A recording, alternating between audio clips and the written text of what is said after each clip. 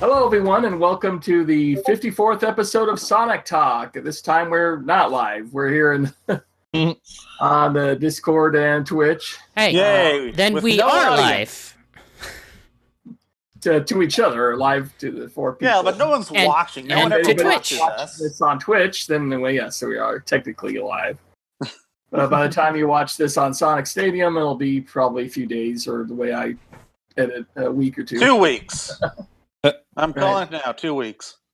Now, if anybody saw the last episode, you know that me and Alex were at Sonic Revolution and actually did Sonic Talk live there, which was a really neat experience. Unfortunately, I did not write down show notes. Oh. So we had 45 minutes to fill out, and We were done with everything in we 20.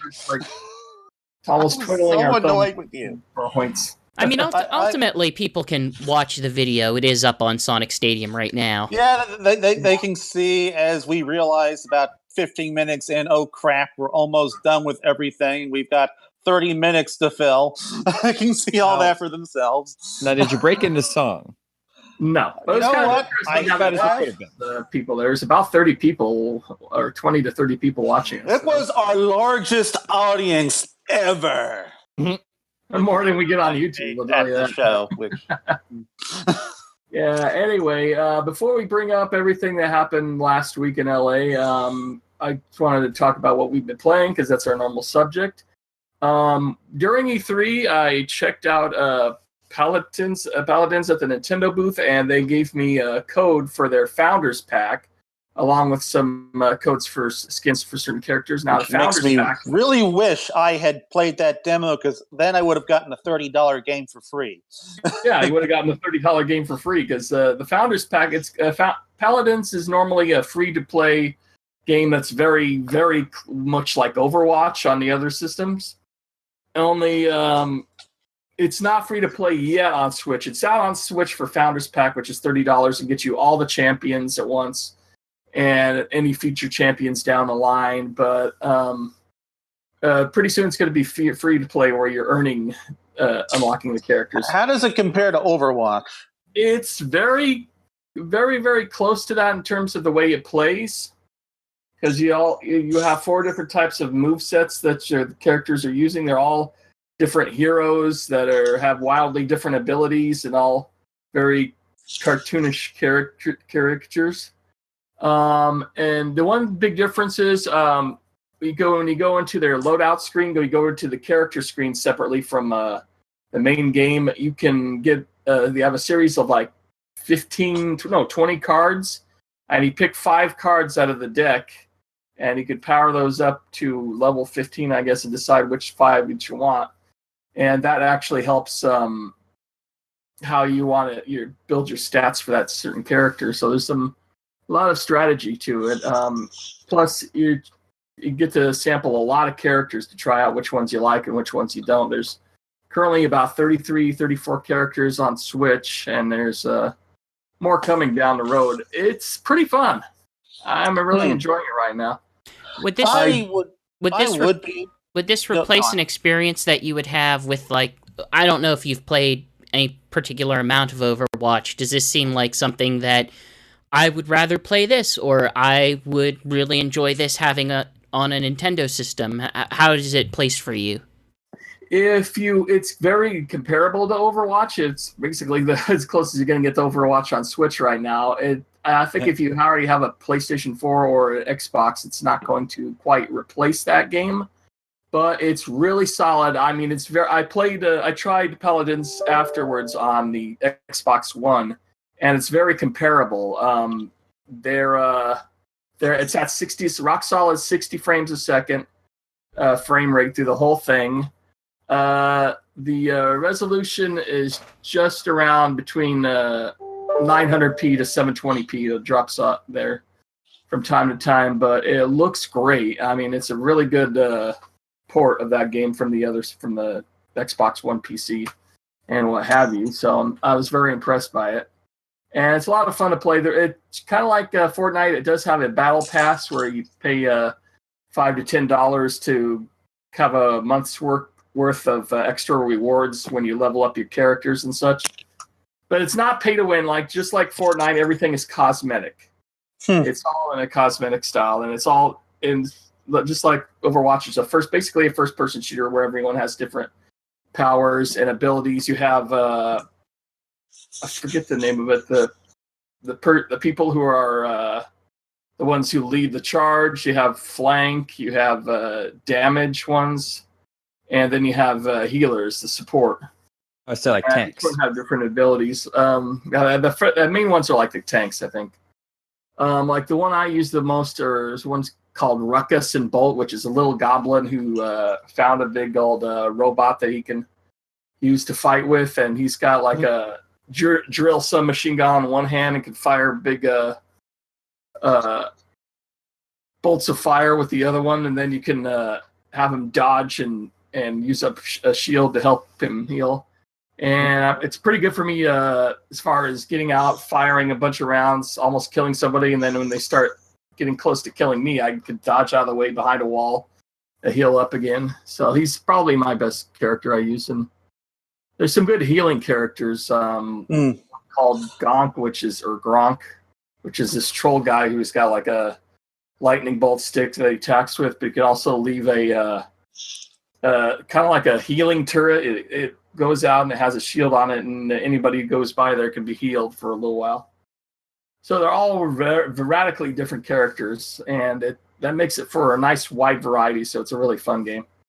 That's what I'm probably currently playing the most on the Switch. The second one is the one that's super popular with everyone, and that's Fortnite, which I never really got into before. I tried it on the Xbox One, and I don't know, I didn't care for it. Maybe because I'm a bit Switch biased. Now that it's on the Switch. Do you have any experience with Battlegrounds? Huh? Do you have any experience with Battlegrounds? I've never played Battlegrounds, but I hear it is better than Battlegrounds. It's basically took everything Battlegrounds did and made it more lighthearted. Well, it's more visually interesting, at least. Yeah, more visually. To someone out there, them's fighting words. Visually pleasing to the eye, from what I hear. PUBG has the most boring look. I'm sorry. Aren't they? Isn't it mainly what do they call that? Unity It asset? started out as asset flips, and they've been making more and more of their own stuff, but it's still got a very generic look because of that. Because it started with asset flips. Now, admittedly. Fortnite had a much bigger budget, I'm sure, but still, like... Yeah, I think what happened with Fortnite is it originally was a zombie survival game.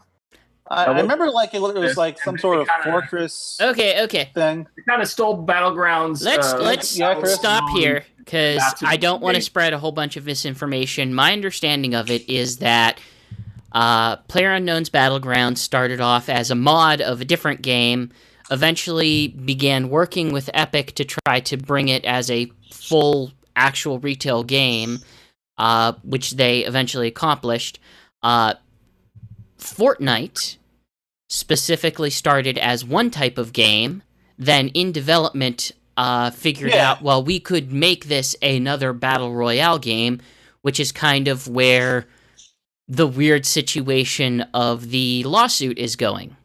If you're not, if you're familiar with, there is a Korean lawsuit going on regarding those two games, and if the battle royale of Fortnite was made in good faith by Epic Games or not. This is the first I've heard that Epic Games had anything to do with PUBG. I thought that PUBG was someone else's thing. It's an Unreal Engine game. Huh. Epic did not make PUBG, but they made Unreal, which is the engine in which PUBG runs. But Epic did make Fortnite. Well, in any case, what little I know about PUBG's development comes from Jim Sterling, and that's where I got the acid flip thing from. Which, I mean, I don't know. That's what I've been hearing from other places like the Know as well. So. But I think it's kind of smart of them that they have these like cartoonish characters, and it's more lighthearted world. And when you shoot and kill somebody, it says they've been a lot like knocked out sometimes on its. I tried playing it. This is their way of getting kids like 12 and over to be able to play the game without counting it as too violent or anything. I tried playing Fortnite at E3, and I just couldn't get into it. I mean, PUBG kind of had. For better or worse, kind of had a Minecraft beginning in that it came out as something that was super rough. Like, it literally released as a Steam pre-release, whatever they call it. And aren't both games still in early access? I know Fortnite is. no, technically, PUBG is no longer in early access, but neat. But it is worth mentioning, like, that game originally came out as kind of a mod slash hack slash whatever, and I think it still kind of is run on a bit of that philosophy, even though it's hit the big time and has to be a little bit more professional about it. But you can definitely tell, like, you can tell it came from I am a modder roots. Based on everything that I've seen of it. Fortnite is more of an I have a budget roots. Yeah. Fortnite is I am made by an actual big company named Epic who makes the game engine that everyone uses. Yeah. I mean, either way, I find both games to be pretty unappealing. So, I will say, as a free-to-play game, it's fair. There is no pay-to-win options here. Anything like you do, they have another battle pass similar to Paladins, where you just pay for like a month's worth of stuff to get unlocked as you're leveling up and what have you. Though I hope you didn't use it on PlayStation. Yeah, that's some bullshit right there. Yeah. That is huge bullshit. Do you want to hear something funny? Because I get the it's locked to that system, even if you played it on PC, which is just so I get wrong. the emails from PlayStation saying, "Here, pardon, here's all the stuff you get on Gold this month," and one of them is, "Oh, here's a bunch of stuff you could get for Fortnite for being on Gold." It's like, no, thank you. Man, like, I get how this probably doesn't hurt their business too much, but would it really be that hard for them to just let crossplay happen? Like, according to it would not be hard, but they don't want to because they don't have to. Yeah. And like, I don't think this is going to kill the PlayStation 4, PlayStation 5, but it's just a dumb PR move. The thing is, they don't have to. Like, they already have that market share that they have. They've beaten the Xbox into the ground already. Like, what do they have to gain or to lose by accepting it? I'm not saying they shouldn't. I'm just saying, from a business perspective, it would make people happy, but it wouldn't make enough people unhappy. Yeah, I get that. In any case, are you done with Fortnite, Jason? Yeah, I think it's time to move on. Did you guys have any games you wanted to discuss? I can discuss Octo expansion and Mario Tennis Aces. Oh, neat. Mario Tennis Aces, I'd like to hear more about. I don't have. I love Mario Tennis Aces. Which is something I never thought I'd say. It is very good. I thought I would say it from fairly early whenever they showed what that game would be, but basically it is a fast, mechanically speaking, it is a faster, more streamlined version of the expected Mario Tennis engine. You have your 5 different types of shots that you expect. You have your different variety of courts and rackets and players, and each player specializes in something. But I think the core of what you guys want me to discuss is going to be the single player. And yes. The way that the single player... I didn't even know about this until it came out that it has a whole single player campaign thing to it. Yeah, that was one. Yeah, story mode. That was the big thing that they wanted to advertise at its initial reveal, is that, hey, we know that you guys like the old Game Boy Advance and Game Boy Color RPG versions. It isn't that. It is not that, and I can't say it's that, and as much as I would love it to be the full overworld RPG thing, what it is still very interesting. I'm pretty happy with what I got, honestly. Like, yes, it's addicting. You have a typical Mario point-by-point overworld of, here's all these spaces, you're eventually going to you're going to run Mario around a big world map of little dots, and each dot would be some sort of unusual mission. And these missions can be hit all these spaces to gain points. It could be defeat this character on this strange stage. One of the ones I just got to was I had to defeat a shy guy. But what was weird and special about the stage that we were fighting is as we were rallying back and forth, just a bunch of enemies would be just stampeding back and forth, kind of disrupting the ball, or if it was another shy guy with a tennis racket, it would hit it across with them and kind of play against. There was stages that I've played in a mansion where there were 2 mirrors hovering over the board, and if you threw it into the mirror, much like Portal, it would come out the other one and you would have to respond in kind. There are boss fights. I fought Petey Piranha, and his fight, I had to rally with him several times until he just kind of ran out of stamina. Then the big hook of this one, the one that kind of sets it aside, is its zone shots.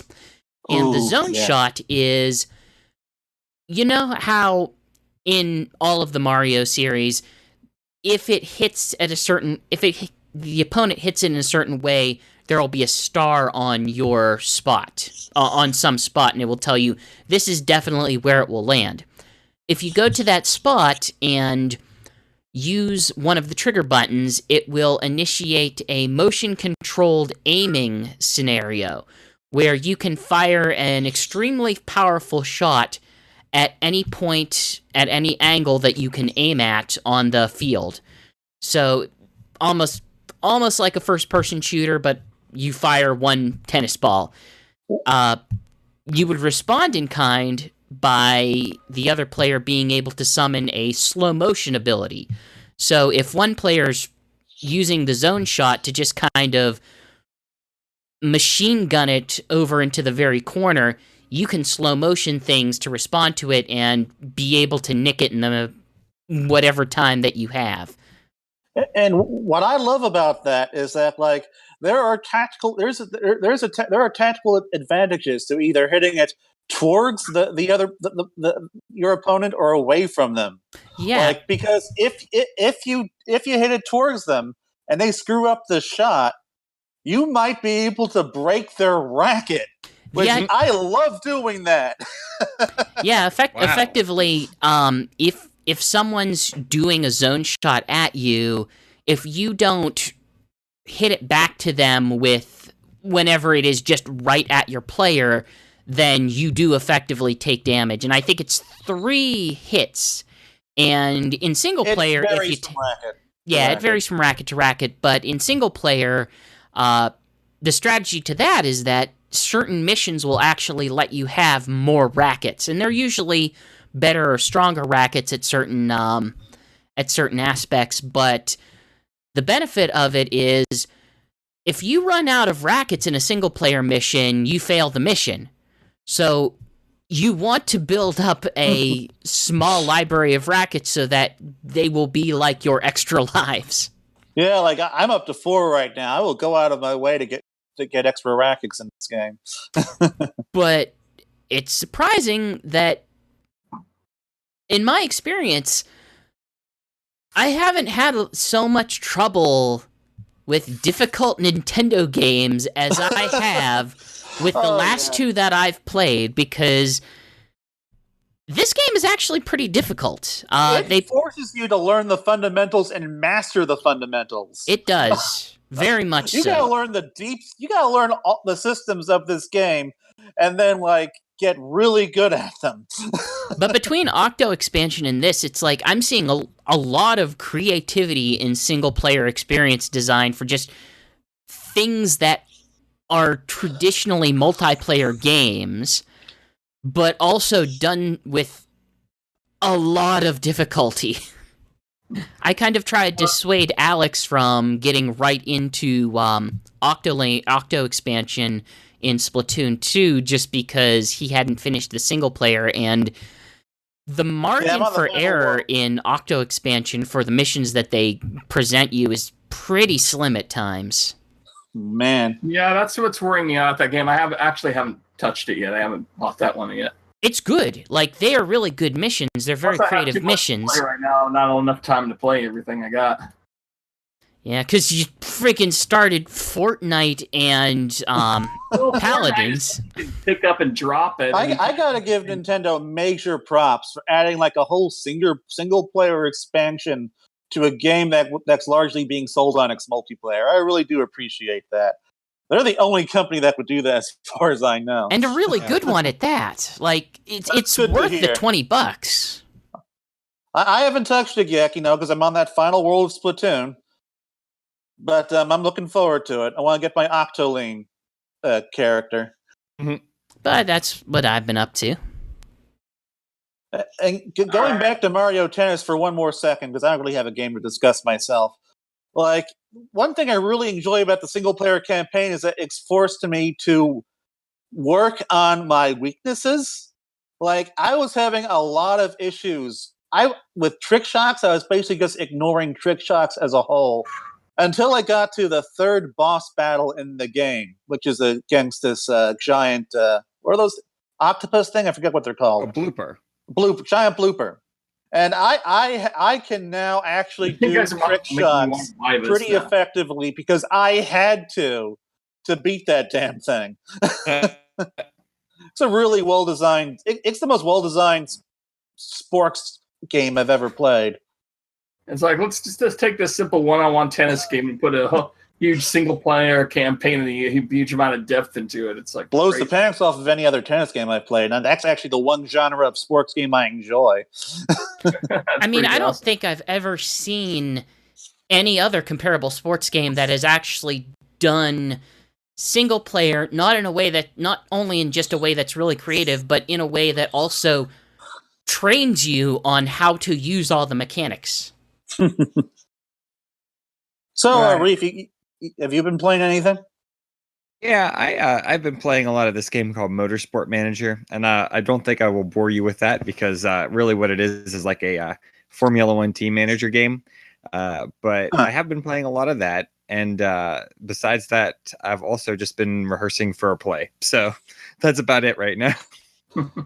Well, like, I've basically just been playing Mario Tennis, Splatoon's Splatfest, which is going on right now, and L.A. Noire, which I'll just say something about L.A. Noire real quick. It's a neat little 1950s detective game that kind of goes where I feel like Shenmue should have gone if that series had managed to remain relevant. I doubt Shenmue 3 is going in that direction, but... I want you to explain that. Well, like, in Shenmue, most of the game is about... A large portion of the game, especially the first game, is basically about talking to people and figuring out mysteries.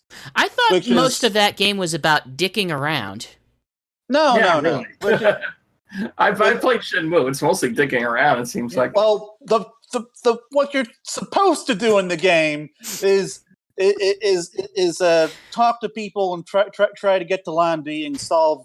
Jason, you hear that? We're not playing right. We're just not playing right.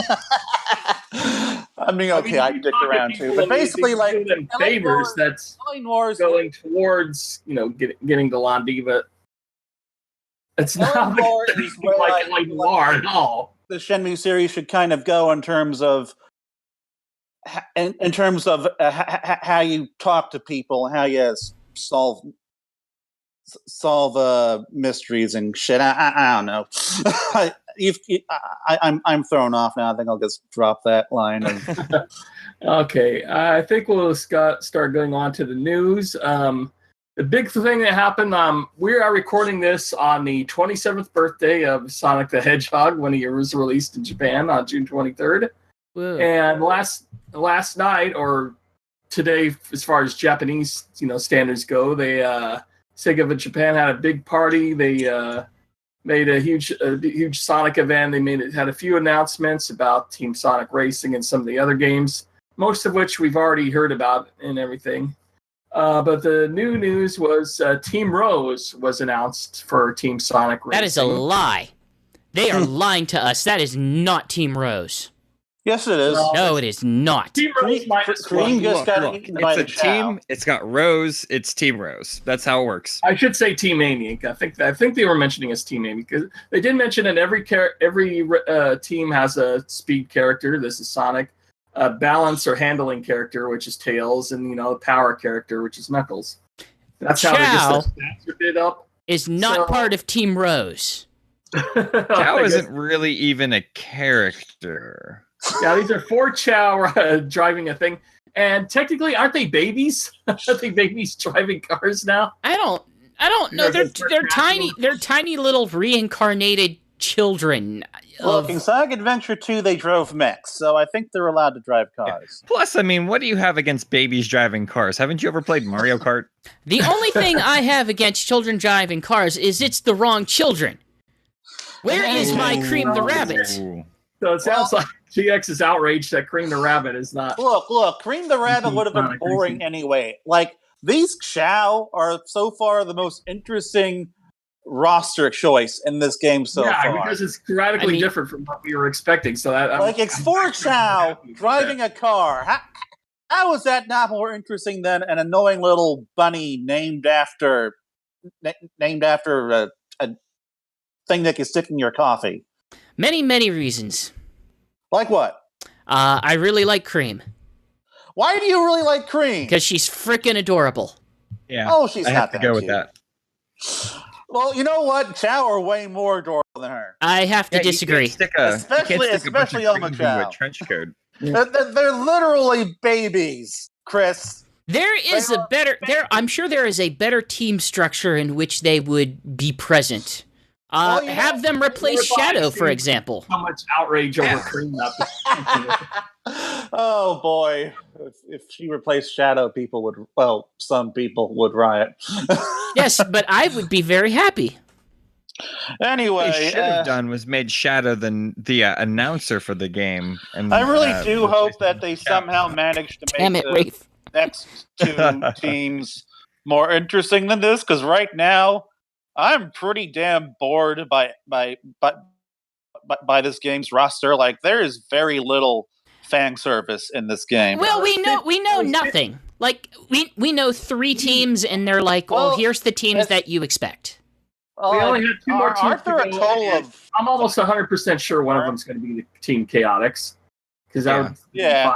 Which is The only one mysterious one is the last team, and Eggman's going to be on that team, so it's going to be. so it'll probably We already Team know that Eggman. there's big pawns in the game because when we played the game, there was 2 sets of red and blue egg pawns. So this is my guess: Team Chaotix, Eggman with an egg pawn and 1 other racer, which may be Orbot and Cubot or Or That's what I was gonna guess. oh god damn it! It's going to be Orbot and Cubot. I was thinking that maybe- villain from Sonic. Maybe they do Tails Stall, but Orbot and Cubot is so totally more on the lines of what this game would do. No, Metal Sonic. But it's going to be Metal Sonic because that's going to be the speed character. Oh wait, Middle Sonic will be the speed I character. misunderstood Eggman will be the power character, and the egg pawn will be the handling or something like that. Eggman will probably be the handling, honestly. And He's fat. then I don't freaking know. Fake Metal Vagina will be I think there's enough. Hey, strength. this isn't Mario Kart. The character roster is at least going to be better than that. I think there's enough room. They'll have like DLC characters. You can probably. I hope so, because you know what I'd love to see? Well, like to see is a Team Blaze with like Blaze and Silver and Marine. Or something. let me tell you. So here's a list of characters that would fit on a Team Rose better than Chow. Danica Patrick. Cream the Sonic Rabbit. Man. Blaze the Cat. Styx the Badger. Styx would have been fantastic I'm to have honestly as a surprised third they of didn't that go with group. Styx for that, honestly, when I think about it. Yeah. She's the one that's supposed to be Amy's friend. Like, what's going on Amy here? has 1 friend, and you didn't even include her in the game. Hey, Yeah, and Sega owns Styx will outright fully, and Styx you know what would be the ultimate? He already said Styx is eventually going to be in the IDW comic. You know what would be the ultimate Team Sonic Racing team? Sonic Man, Professor Pickle, and Chris Thorndike. Yeah. Come on. You had me at the beginning, but then you lost me. Well, Chris Thorndike was me trolling you, but Sonic Man is something I genuinely like to see. Yeah. How about Sonic Man and Danica Patrick? There you go. What is it with you? Now I'm back in. She's retired. Well, I know, because she needed to make time for her illustrious game starring career. I remember when I was at E3 and they revealed that goddamn car. I was all like, "This was the big thing they were talking about." Danica Patrick. Yeah, there you go. She's the best Sonic character. It's Sonic Man. No, she's the best Sega character. She's the best Sonic character. Sega crossover game. Sonic Man's pretty good. Let's move over, Princess Elise. Yeah, Sonic Man's the best. Reef is right. Anyway, so Sumo Digital or Aaron Weber, whoever listens to this, who has power over things, make Sonic Man happen. And more importantly, please let there be a solid single-player experience in this. Oh, yeah. If what we play at E3 is any indication, I think they may be asking for a little too much. I probably am. We'll get into that later. Aaron Weber did say there's going to be other modes, so I think we probably will see a standard racing mode where you just your first place you win instead of having to rely on everybody else. Which we'll be going into our impressions of that later. Yeah, we'll be going to that later. So next is of course right now. Sonic Mania Adventures number 4. Yep, number 4 just came out. Well, I think it was Thursday or yesterday. Yesterday. This thing's not coming out for 2 weeks, so it doesn't really matter. But it came out. I'm talking about the cartoon. It came out on the 22nd. And that was a really cute one. It's had a good amount I love seeing Mighty animated. That was wondrous. I've been wanting to see that for so long. Going against Metal Sonic for a little while, and then I love the little fist bump they got it with. It was a really good introduction for those characters. Mighty hitting them and then smacking them like 10 feet across. Yeah, it's a really nice introduction to him. I'm glad they still play up, but Mighty's super strong. What I find interesting is that this episode, while it was still funny, it was more action oriented than previous episodes. I mean, which is not something I was quite expecting. Oh, you got Metal Sonic, and Metal Sonic is no funny times. He is a no funny times man. He likes punching little yellow critters. But the action was I think quite well done for how limited it was. It was solid. I enjoyed it. It looks like number 5 that they're leading up to might be the final one because it looks like everybody's going for the. I'm not sure how they're going to end this if number 5 is the same length as previous episodes because there's quite a bit that they do have to tie up. Maybe it'll be double length or something. Because we got Knuckles who was ready to punch Sonic, and we've got Sonic and Tails who have to stop Eggman and Mighty and Ray, etc. So, crossing my fingers for either 2 more episodes or a double length kind of deal. And it seems like it's all leading up for the as a big advertisement for Sonic Mania Plus. I mean, that's what it exists to be. Purpose of this, yeah. Like every single episode, they'll have all 5 cartoons inside of the DLC for the game. Oh, maybe that'd be nice. That would be neat. These have been what very would be good. Kind of cool is if when they make that shitty Sonic movie, they edit this into one thing and stick that at the front of it as an animated short. That's one thing I forgot to mention in the news. Is that we got more information. The Sonic movie that Sega is involved in, and yet Sega's not involved in at all, and yet Izuka is. We did technically talk about this in the live episode. Not when we got to the actual plot of the movie. Sonic is a juvenile delinquent, and a small town has to come together to protect him from the government. A small town cop is protecting him from the big bad government. But at the time of Sonic Revolution, Sonic was a juvenile delinquent. And this sounds like nothing. You could replace Sonic with anything, and it wouldn't fit. A Ninja Turtle. Fine. This doesn't sound like anything Sonic at all. At the This sounded a lot like E.T. It's just a movie they decided to make and then plop Sonic into it. okay. That's- I need to see and hear more about this, and at this point, like I don't feel good about it. I certainly do not feel good about it. But I plead for us to move on, because at this point I either want to see or hear something new, or show me or just get off. I need to see something, or I don't want to. Chris, I respect you for not just diving into the negativity like the rest of us. For the record, I also gave you props at the live show for not being as negative as us. There is still. This sounds so bad. I'm sorry. There is still. Look. Probability and possibility. Right now, I'm working in possibility, but I acknowledge probability is bad. Yeah. If I could fist bump you right now, I would, man. Gotta keep the dream alive, because the rest of us have already jumped off the end. Okay, but I get to be Ray. I'm a Ray. We're like, right? Oh, right. Yeah, okay. I guess we'll all be mighty and just punch you across the room. I was thinking of a very different Ray. Yeah, you were thinking of Star Wars Ray, weren't you? I was thinking of Mobile Suit Gundam Ray. Oh, or that Ray. There are lots of Rays. As I am known to make reference to Mobile Suit Gundam. True. I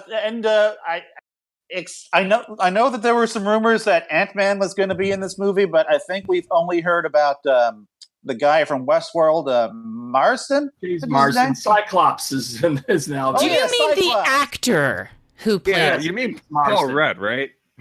The actor who played Cyclops is going to be in this as the police officer. And Ant-Man, yeah, they were talking about the James actor Marston for first Ant-Man was going to be in this, but Cyclops. doesn't sound like it. I'm just wondering, is Eggman going to be a real person or a CGI character? I Who think knows Eggman at should this be Paul point? Rudd.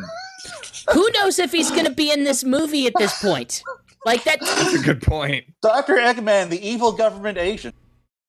That's my fear. Yeah. You've described every fear I have. Played by Patrick Stewart. Okay, now I'm back in. Now I'm back in. Well, like instead of Patrick Stewart, maybe we could get that guy from Always Sunny in Philadelphia. Danny No. DeVito? Danny DeVito, yeah. No, we need Patrick Stewart. No, I'm not saying Danny DeVito shouldn't be in it, but I am saying now, headcanon, it has to be Patrick Stewart, Eggman. Look, if we couldn't get Danny DeVito to be Detective Pikachu, I don't think we're going to get him for anything. He said no to Mario, so I don't think he'd say yes to Eggman. No way, number one. I mean, maybe he grew up as a Sega fan. Maybe that's why he said no to Mario. He grew up as a Sega fan. Isn't he like 60 years old right now? As a child of 40, he might have really liked Sega. Like 70 or something. All right. Okay, one other news topic: the weird new Sonic toys at Subway when you buy kids meals. That's a new thing. These weird plastic gear things. I didn't realize Subway had Weird. kids. This news just came in on the Subway website. If you click on links of the different meals, you get a picture of each different Kids meals. Yeah, kids meals. Pardon me. If you want some generic toys that happen to have a Sonic picture on them, congratulations. I know, Yeah, I wow. do. And it looks like you assemble them with gears on them and a little stick, and you spin them around in some way. One of them is a traditional animation loop that you look through the little slashes in the holes when you spin the thing, and it makes like a running animation. There's a name for that, but I cannot recall. I know they had it at Disney's California Adventure once before you went to this tour of animation. Man. You could draw I your should have talked about that. put it in the thing and then spin it. I should have talked That's kind of about that interesting. Star Wars VR thing. Other than that, it's just I don't get it. It's really weird looking.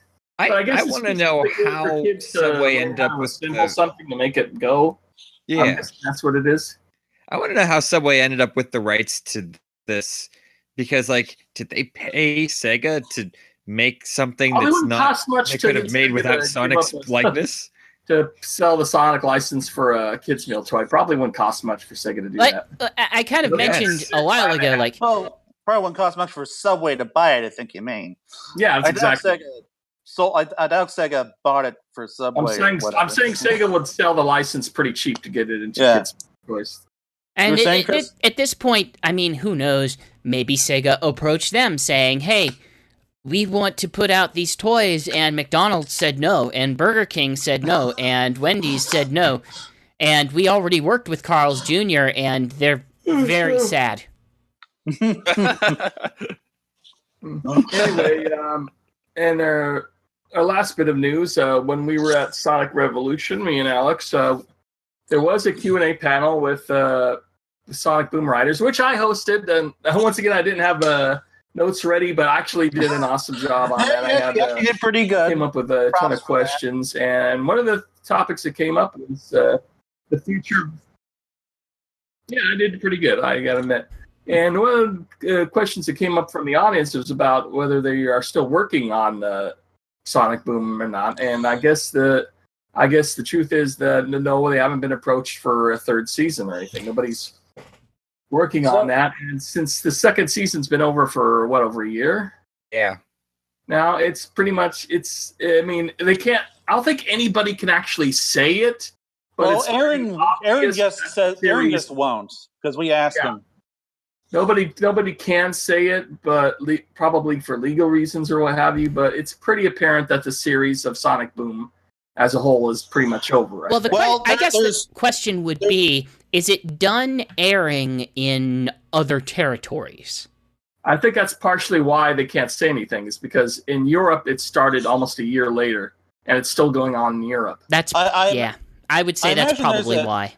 So, like, we talked to me and Sven from Sonic Stadium talked to Bill Freiberger and the lot and all of them. Basically, like, there's three possibilities. One is a third season is in production and Eric is not involved. Two, a third season maybe it is not currently being made, but could be made in the future, and they could be brought back for it.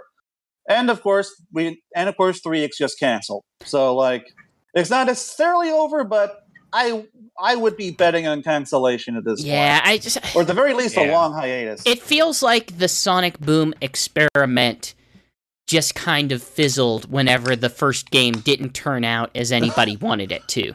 Yeah. And that was what I was going to say. It seems to me that, now that Sonic Boom is kind of dead in the water and swept under the carpet, there's no reason to keep the cartoon going. Well, it's interesting because it was a really good series. Over there with Pac-Man and the Ghostly Adventures is something that's not What's interesting is that it seems like they kind of they wanted to have two Sonic brands, and instead of having Sonic and Sonic Boom, they're just going to have Classic Sonic and Modern Sonic, because now they're treating Classic Sonic and Modern Sonic as basically two distinct branches of the Sonic brand. Yeah. Like they were doing with Boom a couple years ago. Yeah, so now they do have maybe they just kind of figured out a better way to do it. Yeah. And I think part of the reason is they could just really shot their own foot right at the beginning, when there was a lack of communication between the people making the cartoon and the people making the video game, and then they rushed that video game out way too fast before they got a really good handle on the engine and how that was going to come out. I think because it made a bad first impression, that kind of screwed it up for the rest of the series, even though the cartoon was fantastic. I love the cartoon. Well, it was good anyway. I wouldn't know about fantastic. Now, correct me if I'm wrong, but wasn't the initial run of the cartoon like at 7 a.m. on Cartoon Network? Like it was like that's another thing, is the way Cartoon and then they moved it to Boomerang. It would have great, that's right. ratings, like 1 million viewers at like 7 a.m. in the morning, and then all of a sudden the next season they put it on Boomerang. They put it on primetime on Boomerang, but not that many people subscribe to Boomerang. Boomerang's usually a second or third tier cable channel where you have to subscribe to a more expensia channel in order to get it. Yeah. Actually, I think maybe they just needed to make more room for Teen Titans Go, but yeah, like Teen Titans, that thing airing like 10 hours a day. That's not enough. It needs to be for 12. Well, thankfully, at least now you can watch it all you want on HD on Hulu for the time being. Yeah, I did finally manage to get around to watching the whole series. There's still no Blu-rays planned for it, so eventually this is maybe a series we'll get to see again for a while. Oh, there's always less legal memes. Yeah. If that ever happens. The internet exists, so it'll be there. The tough part about that is that it's hard to get less legal means in HD. I've done my due diligence to get the first season legally in perfect iTunes quality. However, they have not posted any iTunes or DVD releases of the second season in the UK or any other region, and it's making me really annoyed. And most of the rips that I can find online are like, here's the ones pulled directly from Boomerang, and those aren't good. They're not good. I would think that you'd be able to get some pretty good rips off of Hulu. I don't know what people are doing or not doing in regard to that. We should really have an episode devoted to that series sometime. But for now, we should probably move on to... It was at least a B tier cartoon. Yeah. It was. Yeah. I enjoyed it. Better than the games were. Season 2 is way better than Season 1. I put it just under Sonic SatAM. That's my second favorite Sonic. Honestly, I don't even know where I rank those cartoons anymore because I kind of don't like SatAM as much as I used to. Sonic SatAM, Sonic the movie, way up top. Yes, yes, with Professor Indiana Owl. Jones, Knuckles, and Sarah. I enjoy that movie for how terrible it is, not for it being a quality movie. I enjoy that for having Knuckles in it. Yeah, I enjoy it because it's the weirdest freaking thing. I enjoy it because it's an ADV dub. That makes absolutely no sense. That movie. I also enjoyed it because, you know what? The action was actually pretty solid. But I digress. Let's talk about Sonic Revolution and E3. I picked up Alex. Sonic Revolution 2 Saturdays ago. And Sonic Revolution it was very, very good this year. We had pretty much the same guests as last year. My brother and sister-in-law had their own booth where my sister-in-law sold her knickknacks out for this year. Though we did have the addition of Ken Penders this year. Yeah, and Ken Penders is back. He was there 2 years ago, and then they brought him back this year. We had the Sonic Boom Riders. They love going. I love those guys. They were really happy with that. We had Evan Stanley for a while, and Tyson Hess. Hess. I got it right the first time. Yeah, Tyson Hess, who's been animating all these Sonic Mania adventures, so it's really great to have him. Not personally, but... Okay, the big difference is last year we only had the bar area of the Fiesta, very, very small, to have an event in, and they didn't have... The audio was all screwed up for the event, too. And this year we have the entire Fiesta Hall. So we had the big area for the ballroom, and then the bar area was actually used for a panel room, which really feel like a convention. So all the major events happen in this panel room, and people would go there. They need to come back out and mingle with everybody in the Fiesta Hall. So it was actually one of them. I think our best one is when we had the voice actors like Mike Pollock and everybody, and that's where I got my evil ham. that was probably our best, but I think this was the second best that we've put together. I don't know. I've been to all three. This one was definitely my favorite, though I admit I'm kind of biased because I got to have my retro game table finally and expose people to the Sega Pico and to the Sega CDX and 32X. That was actually a pretty big hit. Was the Sega Pico with the Tails and the Music Maker, which I've never played before in my life. I was also cursing people with the GameCom. The GameCom was cursing people with that. That was a unique experience, Tails and the Music Maker. It's pretty cute. That's one way to refer to it, I guess. And Alex had this one super diehard game fan. He was wearing a Tails t-shirt, had two tails on it. On his back, had a Tails backpack and stuff, and Tails hat. And he was. How much was he wanting to pay for your Pico? Like $200? The highest he went was $150. I did my best to get him to lose interest, but in the end, I offered to him for $160. Then he finally played. It was all like, "Oh, okay, this isn't what I thought it was." And then I got to my second Pico. I don't know what he was expecting from an entertainment title.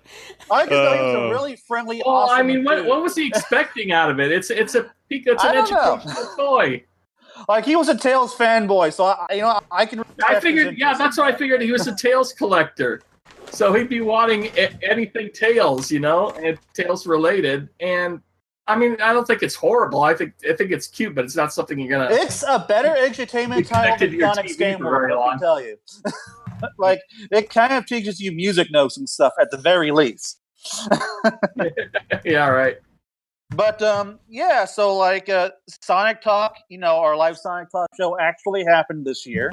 Although I wasn't aware of it until Jason told me about it in the car when he picked me up from the airport. No, I told you about it on Discord a few times. I didn't see the message then.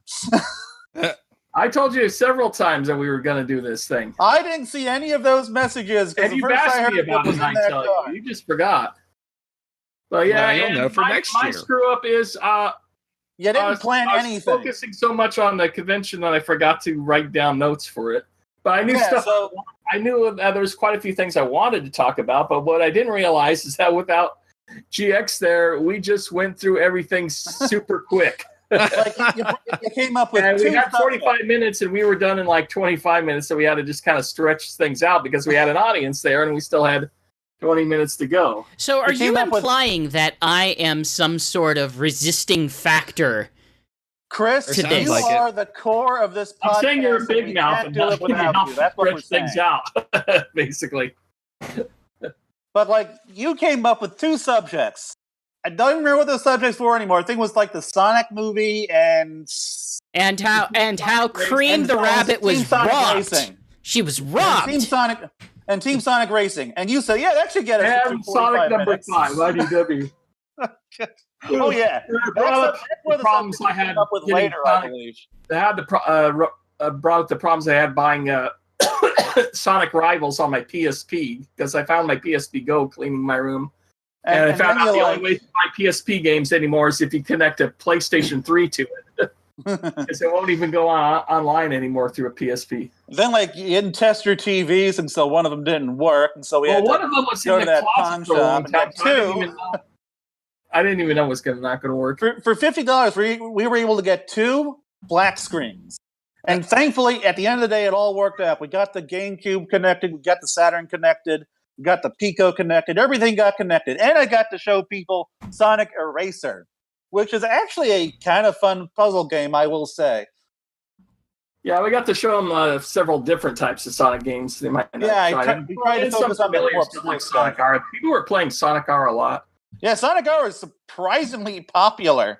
This one guy was driving me nuts because he kept going into my Xbox One because he wanted to play Knights, and then I think he almost erased my game save for Super Lucky's Tale, which I had on my Xbox One. He kept going. Yep, he kept going further and further away from Sonic. It was like he did Nikes, then he did Blinks, and then he was doing a Hat in Time. It was like, at that point, you're not even dealing with a Sonic Team game anymore. Finally, it was Madden 2014, and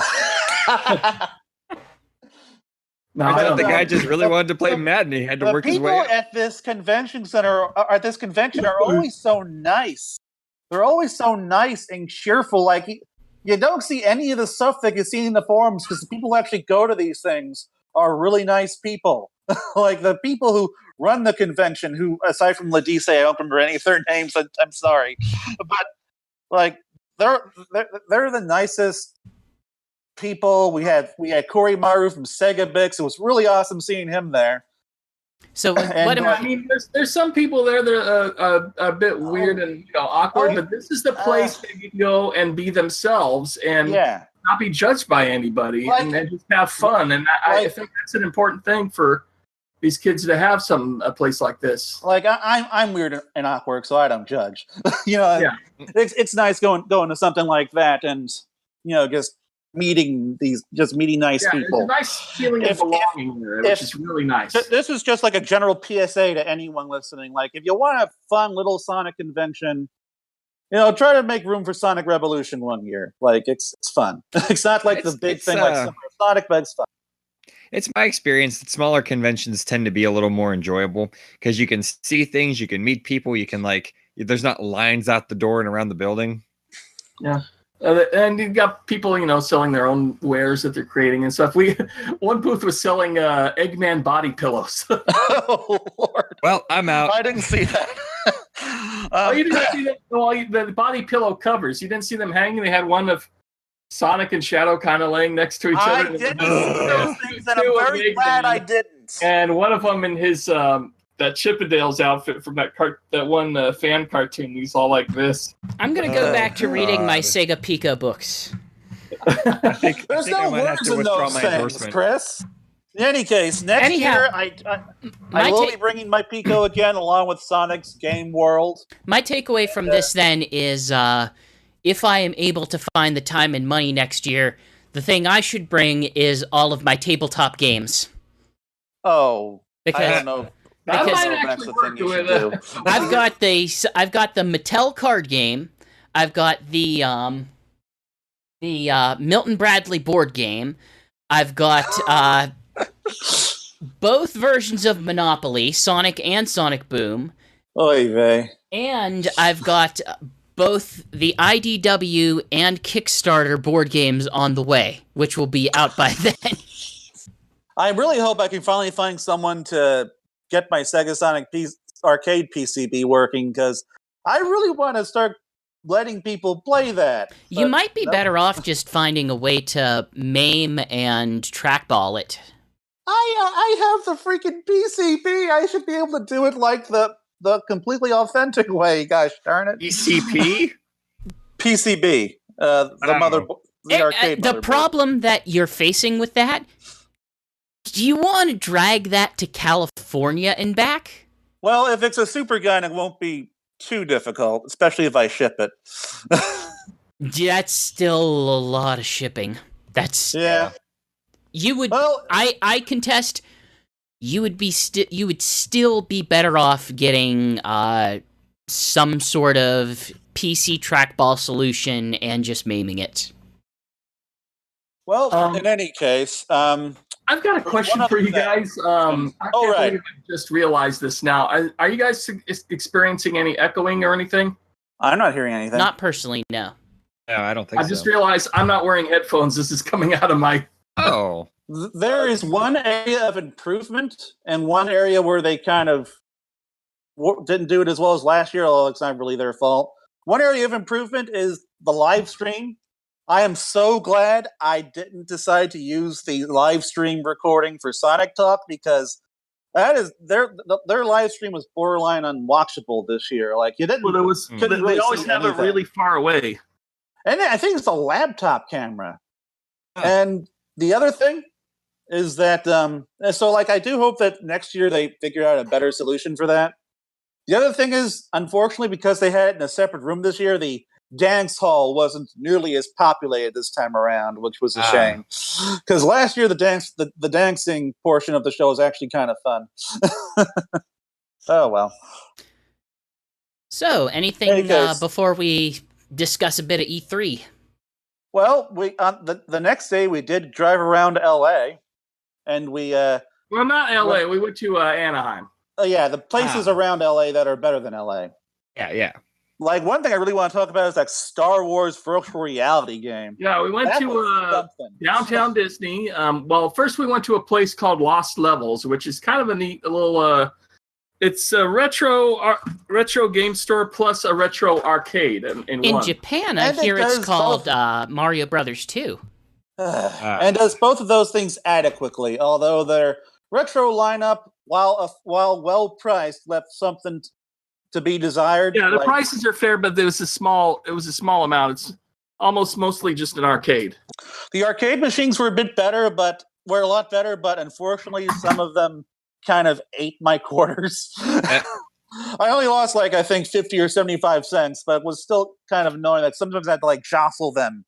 It was kind of fun, you and me finding each other on Virtual-On machines, though. Oh yeah, the Virtual-On machines were the best thing they had there, in my opinion. That was a lot of fun. Jason was kicking my butt at first when we were both picking Temjin, I think his name is, But then I moved on to the little girl robot because I tend to do better with characters that are faster and more agile. Then I just started wrecking his stuff. That was like the first time I'd ever played Virtual On with Twin he Six. learned the controls better than I did. I never learned the controls that well. I thought you knew the controls already when you were kicking my butt. It took me a couple turns to even learn how to turn properly. But once I did, oh boy. Yeah. Anyway, the Star Wars one, it's at crap. What's going on? Yeah, why are you messing with stuff, Jason? Quit messing with stuff. Sorry, I'm putting on my headphones and I'm unplugging my mic by mistake. Oh, jeez. Well, And why are we doing this? He unplugged his mic by mistake, I guess. Because it's a bit of the sound quality. Okay. How's that? It is exactly the same as it was.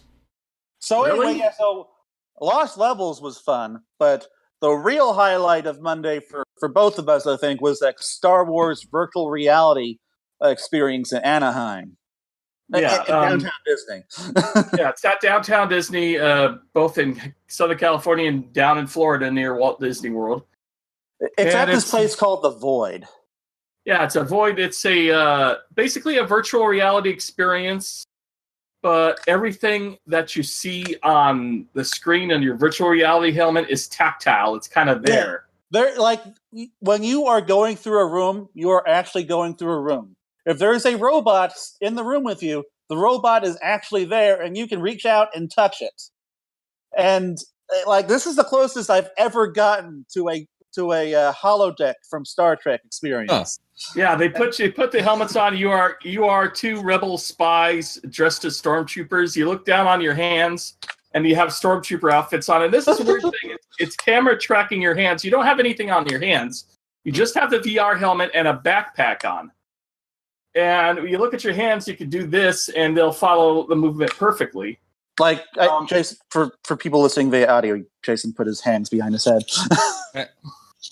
No, it went like this. Oh, whatever. Sorry, yeah. Oh, yeah, I put my hands in front of me, yeah. Sorry. But there is no audio only. It's only on YouTube, Alex. Well, in any case, but like, it's a really cool experience because, well, you go to a lava planet, Mustafar, and say Darth Vader's homeworld. When you step outside of the spaceship onto Mustafar, you can feel the heat from the lava on your body.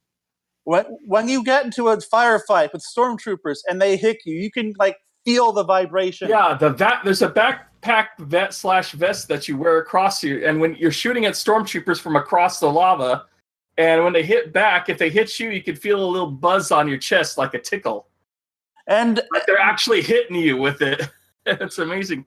Now, like, we don't know exactly like how much the experience reacts to your own actions, but I do know that like you're supposed to be sneaking through this Imperial base as a stormtrooper, but you see, the moment they gave us guns, and we picked up our rifles, and then we were looking at the rifles for reality. Cautious. And we could feel them, of course, in our hands as well. The moment we did that, he fired off his laser, and then the whole thing. We were in a private room. I didn't think they'd notice. Yeah, and then all the alarms went off. Yeah, and then we had to kill like dozens of stormtroopers. And you know what's really cool about those guns is that they have sights on them, and if you look down the physical sights, like you can actually like aim down the sights like in Call of Duty or something. It's so cool. Yeah, but, it's what's cool. It's also the part where you get on the lift and it's racing you up, and there's no rails around you. You feel that like when you're afraid of heights, kind of like when you're. I hated that. I was. I had to lift off the glasses. So I'm like, okay, I'm in a separate room. It's kind of. I was thinking about the Empire's really poor safety standards and their complete utter lack of handrails. That was really frightening. I don't know how they deal with that in the Star Wars universe. They deal with it by having a lot of minions die. Yeah. pretty much. Oh, we No lost ocean. three stormtroopers. Often while screaming the Wilhelm scream. Yeah. Like some stormtroopers, like one guy gets slipped and he grabbed two other guys with him, and they all just fell back into the lava. No, well, time to order There is some no more. job security in the Empire. Look, you learn quickly to stay away from those holes. And they even try to work it into the Star Wars lore a bit by the robot from Rogue One and Cassius, I think his name is. From Rogue One. K2SO and Cassia from Rogue One. Yeah, Yeah, they're yeah. the ones who are directing you. And they And the at the end of the K2SO is story, actually they tell you that this part of the story is canon, I guess. It's canon. So, like, Like oh, they okay, my adventure is to record canon. stuff. In any case, Well, I hope this you is- guys did well, because that's canon now. Yeah. We won. Like, you can't die in this game. Thank Yeah, we God. got the ancient weapon, which is a predecessor to the lightsaber. It's this like a laser sword that's just a permanent sword that can light up a flame around it or something like And that. then Darth Vader almost killed us. Yeah, Oh, almost. he crushed Yeah. our rifle, so now the targets were all bent. So Oh. that explains most stormtroopers. Anyway, and yeah, we went to a few other retro gaming shops around there. Although Most one of of them which were that closed. yeah, the ones we normally go to are closed this time. I ended up getting Killer 7. That iToy Sony game that came with the thing. I forget what it's called. Came with the iToy. I forget what it's called. And iToy. it was like iToy something. I don't know. And oh yeah, Red Faction for the Xbox. So like Killer 7 was cool. That was a neat thing to get. All I got was Sonic Heroes and Spider-Man 2 for GameCube. But Anyway, so yeah, that was our Monday. And then we so got to go to Tuesday, E3. E3, which is handled Oh, much boy. better this time, except for one major thing, and that's The security. Oh boy. We didn't know boy. which line to get into security. We weren't sure if the area that we go through for press was the same, but it's actually back where we were originally near the press room. No one knew where to go or what to do, and so we just And this was run like from a line to 100-degree line for weather like day. 45 minutes. Ugh. Yeah, we were outside for about a good 40 minutes in the hot sun, waiting in line to have them check our stuff to get in. And they've never had to do it like this before. It was pretty awful. Once And we so, got like, we inside, ended up get- and the we next ended- 2 days were actually fine. Oh yeah, Everything next 2 went real days they knew what they fast. were doing, but the first day, like, we ended up getting in there like an hour late, I think. And you know what was really frightening for me, the guy who had the book bag full of camera equipment, was that like I was seeing things suggesting that backpacks weren't allowed. Thankfully, that was that was not. Hold the on, case I'm getting for called. media. But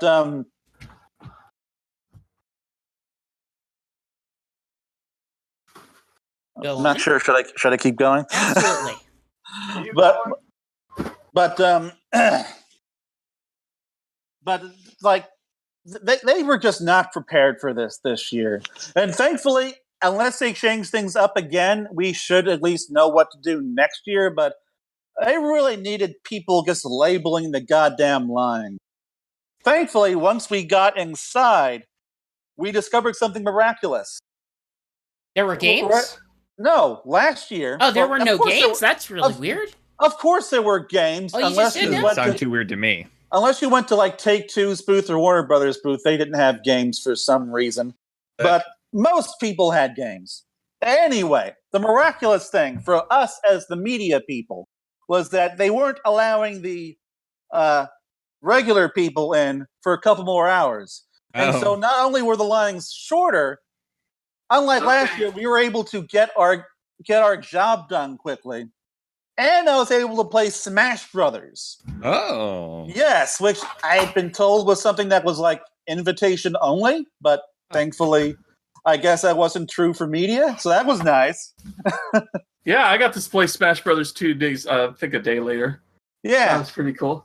Yeah, it wasn't And of too long. course- I had the longest wait was like 2.5 hours to play Valkyria Chronicles 4, which I played lo- on the Switch, which plays a lot like Oh, man. Valkyria Chronicles 1. that But I said, only it did that was because ridiculous.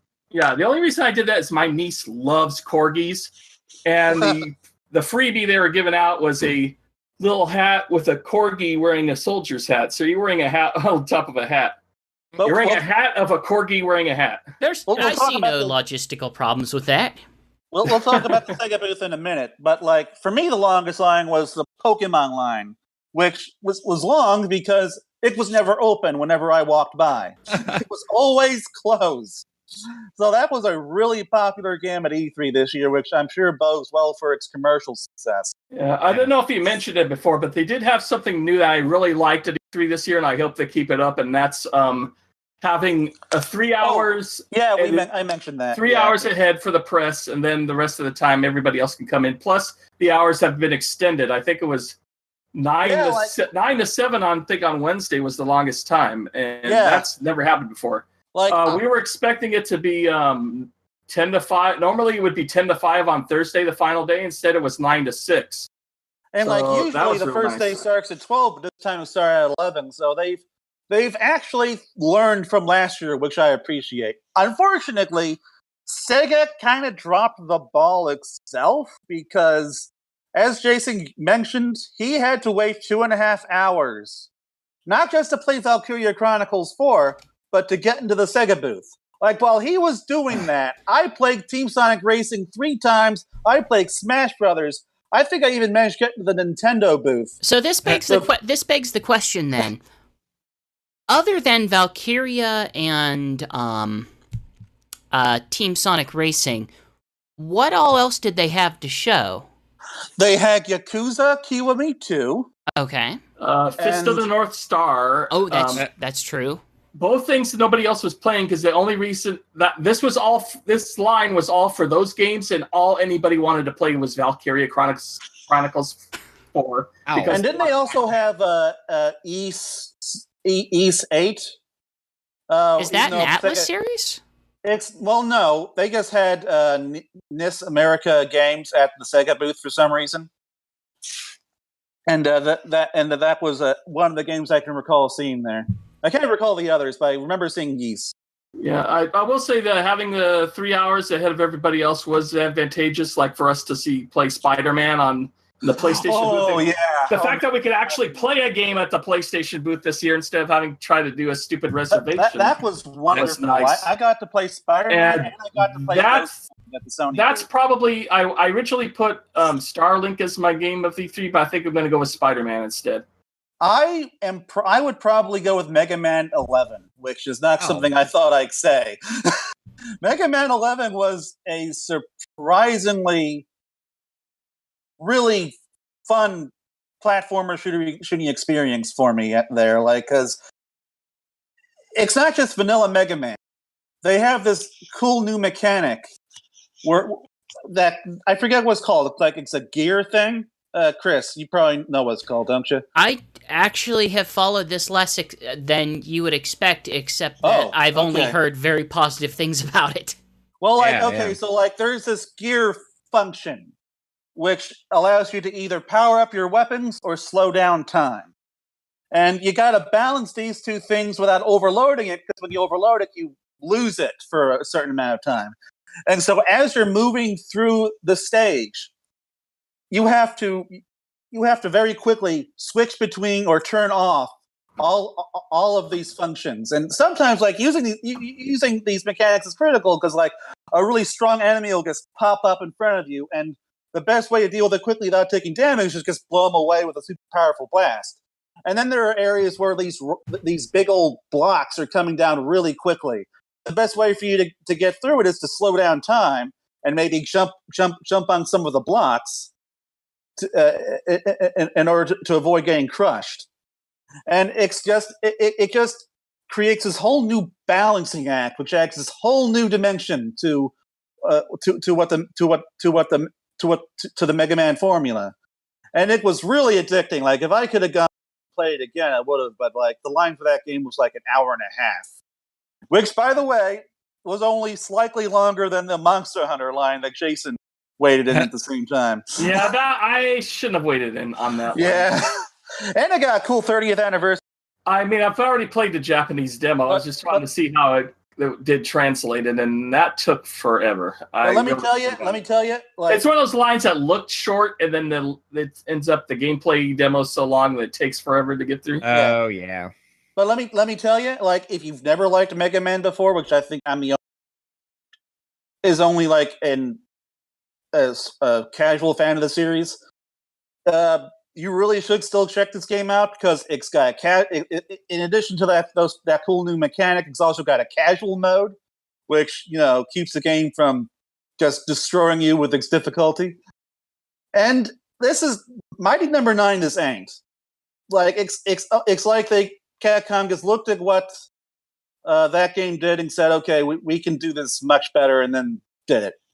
So I'm really happy I'm really happy with this game. I cannot wait for it to come out. Yeah, besides Spider-Man, one of my favorites was Starlink, which we played at the Nintendo booth when we went. There's a Nintendo line that you go to. You play Mario Ace's tennis, and they give you pins for that, and then they give you a certificate to go into this other area where there's more Nintendo games to play, like Starlink, like Platinum, like Dragon Ball. I think that was one of the games I played while you were waiting in that Valkyria Chronicles. And that's the next one in the Toys to Life thing, except not as many toys. I think there's like 4 spaceships altogether, not including the R-Wing. I kind of see that as a blessing because they're a lot more expensive than traditional Toys to Life. But let me tell you, and that is a fun one. And the way you interact with the toy spaceship has an effect in the game. Unfortunately, they don't have a strap. They have a strap-on thing to put on your controller to put the ship on it, so you play with the ship on your controller. Unfortunately, they don't have one for the Pro. It's only for the thing that links the 2 joypads together. Oh yeah, the Joy-Con grip. But at the Nintendo booth, I had the funnest time with it. I was just having an absolute blast mixing and matching different guns and wings together, and then going out and onto the planet and hovering around and shooting all the different aliens and the different ships. It's like what Star Fox Zero was trying to be, but wasn't. But without motion controls? I wouldn't go that far. No stupid motion controls. It was a lot of fun to play. It's got both ground assault and I think it has outer space assault, but I didn't get to play that part. There's 7 planets. The demo briefly starts out in outer space, so there's going to be some space combat. In any case. Sure. I had a real blast with it, and I'm looking forward to the Switch version. I've actually compared the Switch version to the Xbox One, and they're very, very comparable. I'm really happy with the Switch's third-party support this year. It's been really strong, especially at E3. There's so many Switch ports at E3. As I've said before on the show, I'm not a big fan of Toys to Life games. I hate Lego. I'm not really all that big in Skylanders. I never even touched Disney Infinity. This is probably going to be the first Toys to Life game I'm going to willingly buy for the purpose of enjoying. Because this game is a lot deeper than those other Toys to Life experiences. There's more complexity to the missions. There's more complexity to the Toys to Life aspect because you can mix and match different weapons and wings on your ship. And depending on what you do, you can kind of make the ship sort of off balance a bit if you do it wrong. So it doesn't give you a free pass there. And it's pretty cool. And depending, I love how instant everything is when you snap the little parts onto the toy ship. It instantly goes. It happens. It's instantaneous and works well, and it's well built. And the ships have these cool designs. Which, as someone who enjoys spaceships and has always enjoyed spaceship shooters, that's something I really appreciate. And the pilot that you use also affects the Here's another thing. Besides, you attach the part that attaches the ship to your controller. Then you snap on whatever pilot you want. It's very small. And then you put the ship over the pilot, and the pilots can be seen in the window area. And whichever pilot you have gives you a different ability to use in the ship. You can quickly mix and match different weapon design, different kinds of weapons. So you can have one rapid fire weapon and one kind of slow moving rocket weapon. One thing I like to do was the railgun and this big old homing rocket, which is really effective against against a variety of enemies. I like this one where you hold down and you power up this missile that you shoot out, and it makes a large, slow explosion that actually does serious damage. It's slow to shoot out, but it does a longer period of damage. But basically, it's the first Toys to Life game that doesn't feel like it was made specifically for kids, but it's just made for like all gamers in mind. It's and like that boss battle in the demo was hard. It destroyed me the first time I played it. I'll be honest. When I played it at Ubisoft's booth, I waited back in line over there to see what it would look like on Xbox One. The bosses were super easy in comparison to what I played at the Nintendo booth. Really? Nintendo booth, they actually amped the difficulty because I guess at Ubisoft they wanted to keep the line moving, so they made the bosses super easy to get through. And I'm probably going with the Switch version on this, not just because of Star Fox, but also because the Switch version will actually store your ships inside the game so that you can play it in portable mode without a big old spaceship sitting on your Switch. Like what Skylanders did. Yeah, exactly. And like I said, graphics are very comparable. I'm surprised how good it looks. Another cool third-party Switch game that was exclusive to Switch that had a really big booth was Ninjara, which is a Splatoonish type game where you're a kid ninja with that blows bubblegum, and your ability is the bigger the bubble you blow, you can create a bigger and bigger bat. And you can also shoot the bubblegum. Yeah, I can shoot the bubblegum at your enemies and splat them and make them stick so you can attack them while they're stuck. And you can actually run up walls if you make your bubble big enough too, which I thought was kind of neat.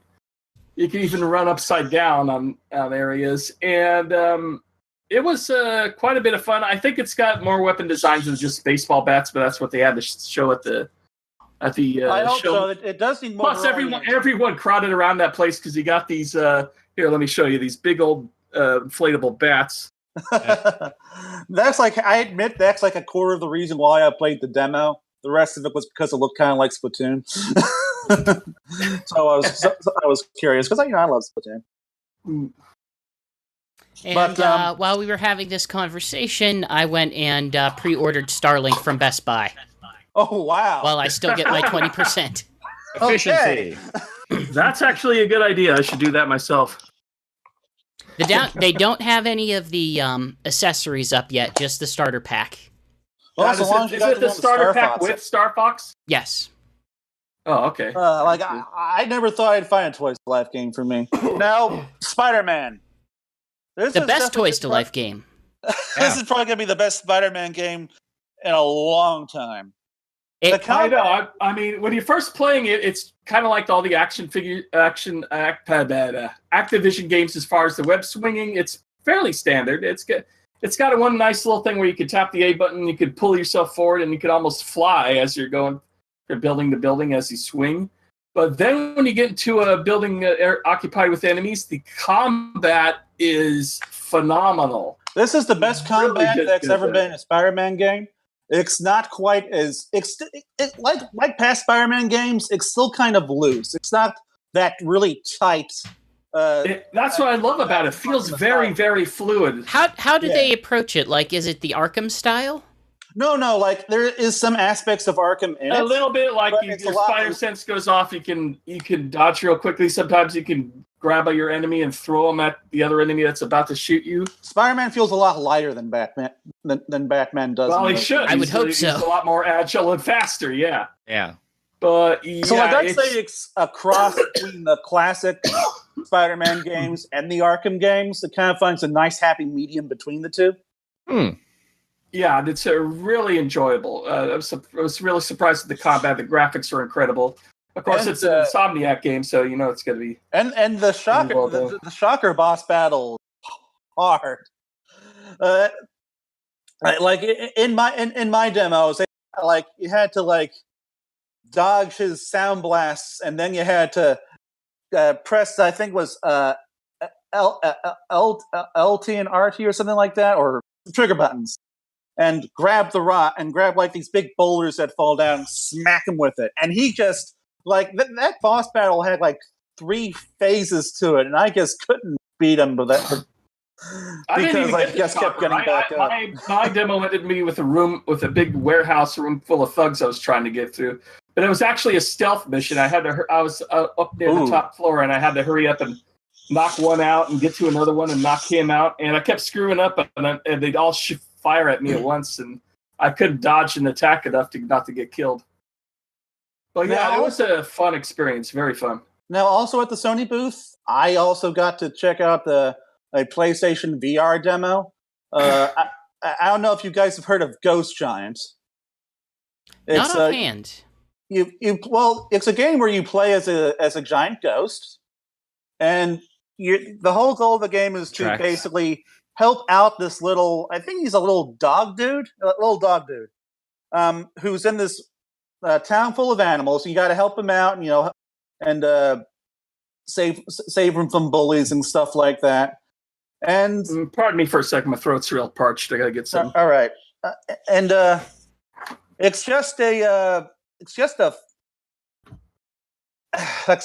it's one of the more interesting VR experiences I've had. Well, the thing about VR is that it's a very limited technology in terms of what you can do with it, and so in the demo, I basically just kind of sat in the middle of this town, and I could interact with all these different things. Like I could pull a lever to make a building go up and down. I could turn an old man's TV off. I could pick up objects and turning an old man's TV off. What VR was truly built for. I had to turn the TV off because this game has some puzzle elements. And the little dog boy I was supposed to help, he saw me and he locked himself away in his house. And I needed the key. And for whatever reason, the old man had the key. And when I turned off his TV, he fell asleep and the key just kind of fell out. And I grabbed it and was able to unlock old dog boy's house. It's an escape the room game. Not quite, but the demo didn't give me as much of a look at the game as I would have liked, but at the very least, my interest is piqued. It seems to kind of be a cross between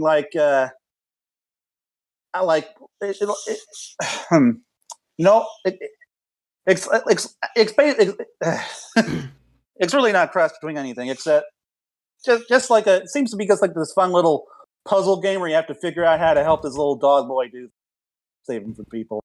So I guess it's like kind of a dog and his boy kind of thing. Or ghost and his boy in this case. Let's see, and Jason still isn't back. So no, I'm going to talk about him right here. Oh, okay, good. You must be watching the Twitch stream, which is like 10 seconds. Well, you weren't saying anything, and so I thought you were still gone. Anyway. Yeah, you go. Let me think of what else. Besides Paladins, we both played Dragonfall Fighters on Switch. That is an impressive port. That is pretty much almost identical to the PS4 and the Xbox One versions. It's a lower resolution. The resolution is slightly lower. So the smooth other than that, lines aren't in this. The action is just as smooth. You can't really, you can barely tell the difference. And that's something when you're playing in portable mode, you're not going to be able to tell the difference at all. And we first played it at the Bandai Namco booth, and Jason kicked my ass. But then we managed to get a rematch at the Nintendo booth. Our rematch was really close. That was a really close fight. But I had a few people watching us, and like, in the end, Yamcha was victorious. Oh. Real talk, Yamcha. I don't know if I've said this on the show before, but Yamcha is my favorite character in the game. And a related thing, we did play Jump Superstars, which Jump Forces. Yeah, Jump Forces. Pardon me. Actually, they just play Jump Superstars on their DS for fun. Jump Forces is the combat that was kind of clunky. Yeah, and I don't like the photorealistic graphics on the characters. It makes their models look kind of weird. My roommate thinks it's ugly.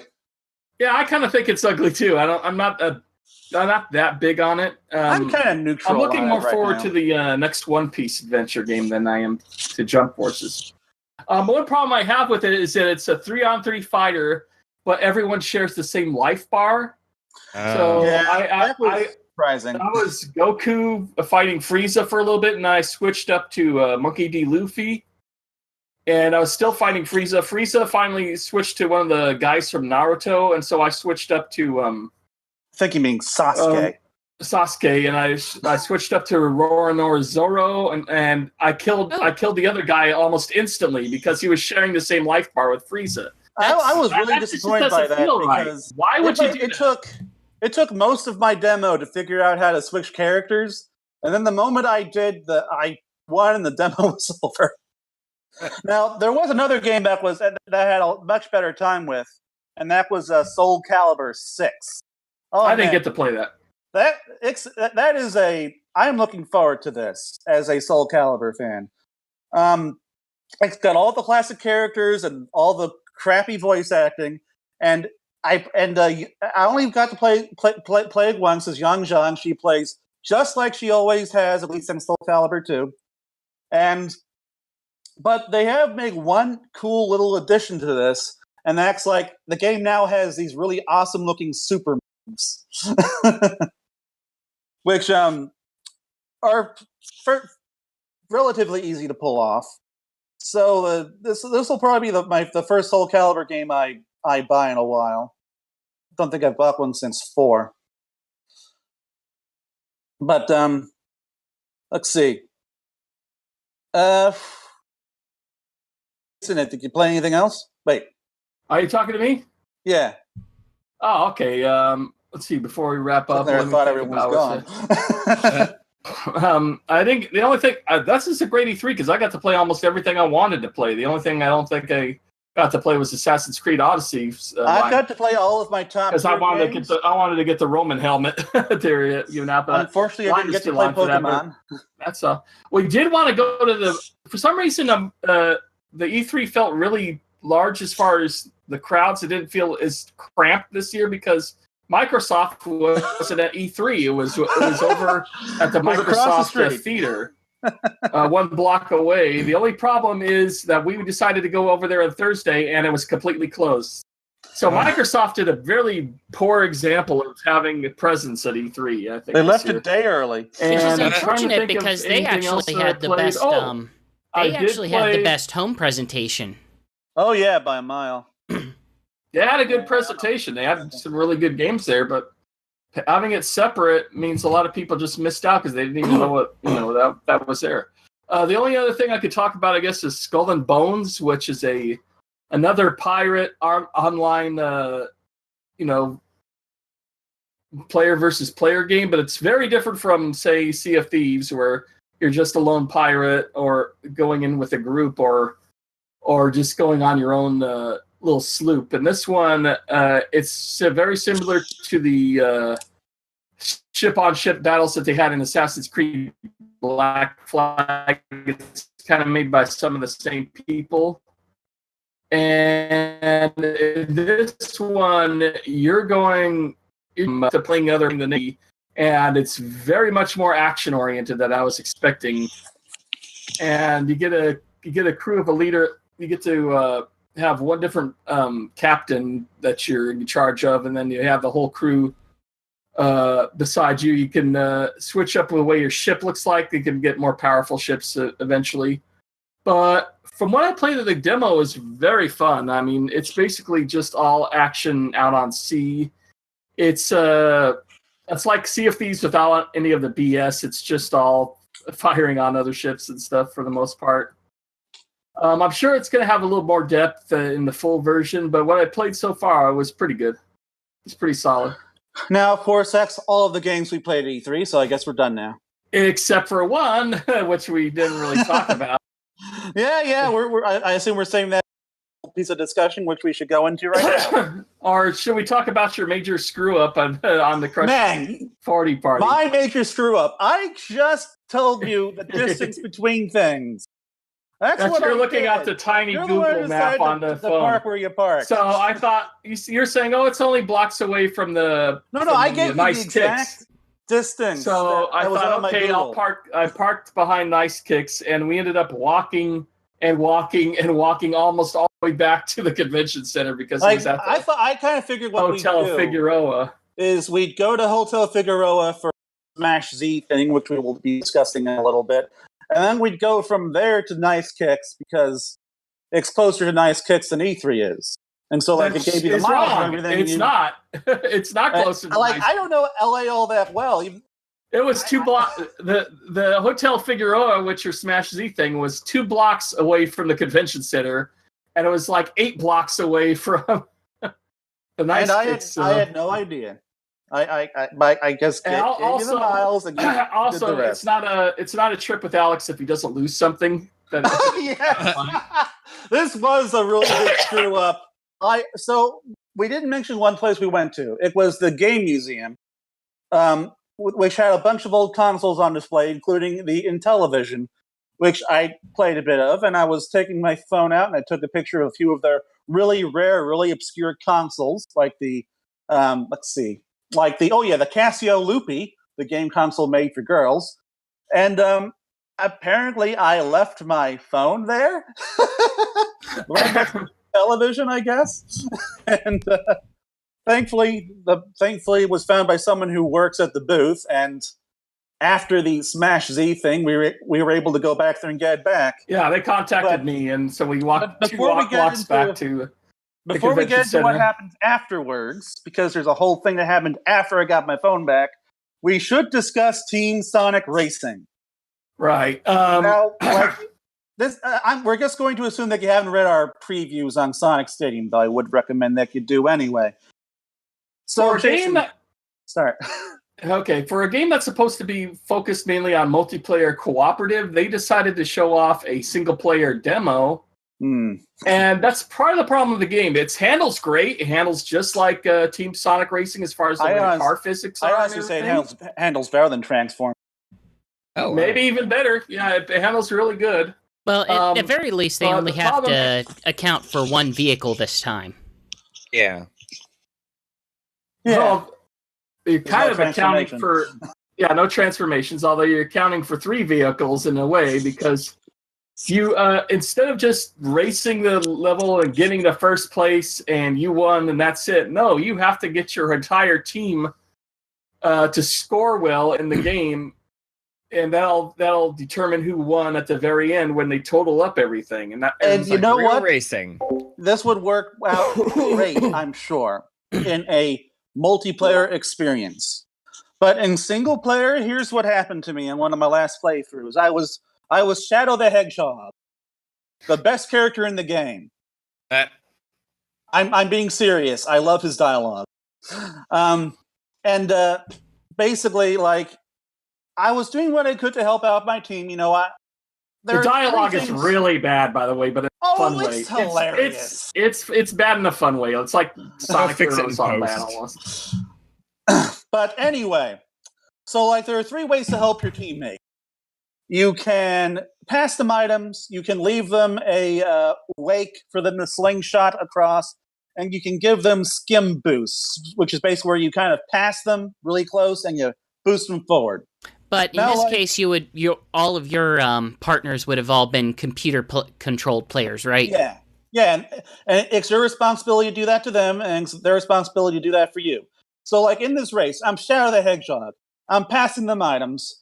I get first place, like, on the second lap, and I do what little I can to help them, which is just pass them most of the items that I get. I do it enough to get a ultimate team boost, I think is what it's called, where your whole team gets boosted forward. So I finished the race, first place, and Rouge and Omega completely choked. They completely choked. Rouge got like 10th place and Omega got 12th. I think I may have all the characters mixed up. Maybe I'm actually playing as Omega. But the point is, I lost that race. I got 4th place in the team rankings through no fault of my own. And that's kind of the point. Is that biggest issue with this game for me is that you're less of a racer than you are a babysitter. I wouldn't go as far as say babysitter, but the core mechanic just doesn't work all that well in single-player gameplay. And yeah, there's like a kernel of a good idea there, but against like this would be sorry, go on. I was gonna say against computers and with computers as your teammate, it's not gonna work out quite as well as it will for sure when you're playing with other humans. This seems like it just definitely seems like it would be our focus may be online for this type of thing. This would be great as like an online mode, one of many modes. But with this being the centerpiece of the game, it kind of just feels like an inferior Mario Kart clone. And it pains me inside to say that about a Sumo Digital title. Yeah, because I consider their previous two games to be almost on par with Mario Kart 8, as far as I'm concerned. Yeah, I mean, the mechanics and physics of the game... Aside from that. Yeah, the mechanics and the physics of the game and the items are really cool, and it's fine with that. It's everything except for this one aspect that kind of ruins everything. And on top of that, on mechanics and this game not really having much else to offer in terms of gameplay, the course they showed off was generic as hell. Oh, really? Like, you're basically just racing through a tree, and like there's like some turns, and then there's a ramp that you can boost and do tricks off of, but compared to the Panzer Dragoon course that they showed off, really any of the courses from Transformed, this is just kind of a bland disappointment. I'm hoping that at the very least the other courses will be better than this, but the fact that this is the one they chose to show off, you know, I has me worried. I kind of wonder, like, it makes me wonder what exactly their focus is going to be with the game. If they are going to say, hey, this is for maybe families to play together. Is this going to be primarily for online play? Is this going to be just one mode of several other ideas? I kind of, they haven't really, for it being out before the end of the year, to our knowledge, we don't know that much about how the game is other than just the core conceit. And for a new idea like this, or a new spin on the racing genre and the way that they're doing it, I feel like we probably should have more answers by now. This kind of reminds me of Sonic Forces, where like we were like 5 months away from release and we were literally aware of like 2 stages. Yeah. And there was no Switch version out there. There was just the PS4 version and the Xbox One version. Although let's keep in mind, Sumo Digital was able to port Sonic and Sega All-Stars Racing to the DS well, so I'm sure we don't have... Oh, no, I'm not worried about the ports. I'm just saying... I mean... I can tell it's still in advance because the PS4 version was 1080p, Xbox One was 720p. For some reason, the Xbox One version was running smoother. On the PS4 one, when you would do a serious boost, it would chug really bad, the frame rate. And all of a sudden, the audio would start skipping really bad. But that's because it's still in early development. Did you get a sense of, like, what they were running it on? Like, would this have been potentially an Xbox One X versus regular PS4 or anything like that? Nah, I'm playing it. I'm like this now. This is because it's playing at 30 frames a second too, and it doesn't look like a huge leap as far as next gen goes. I'm pretty sure it was PS4 standard and Xbox One standard. If I'm luckily, this was I don't know for sure. I have no idea, but it didn't feel like a major leap as far as graphics or frame rate goes.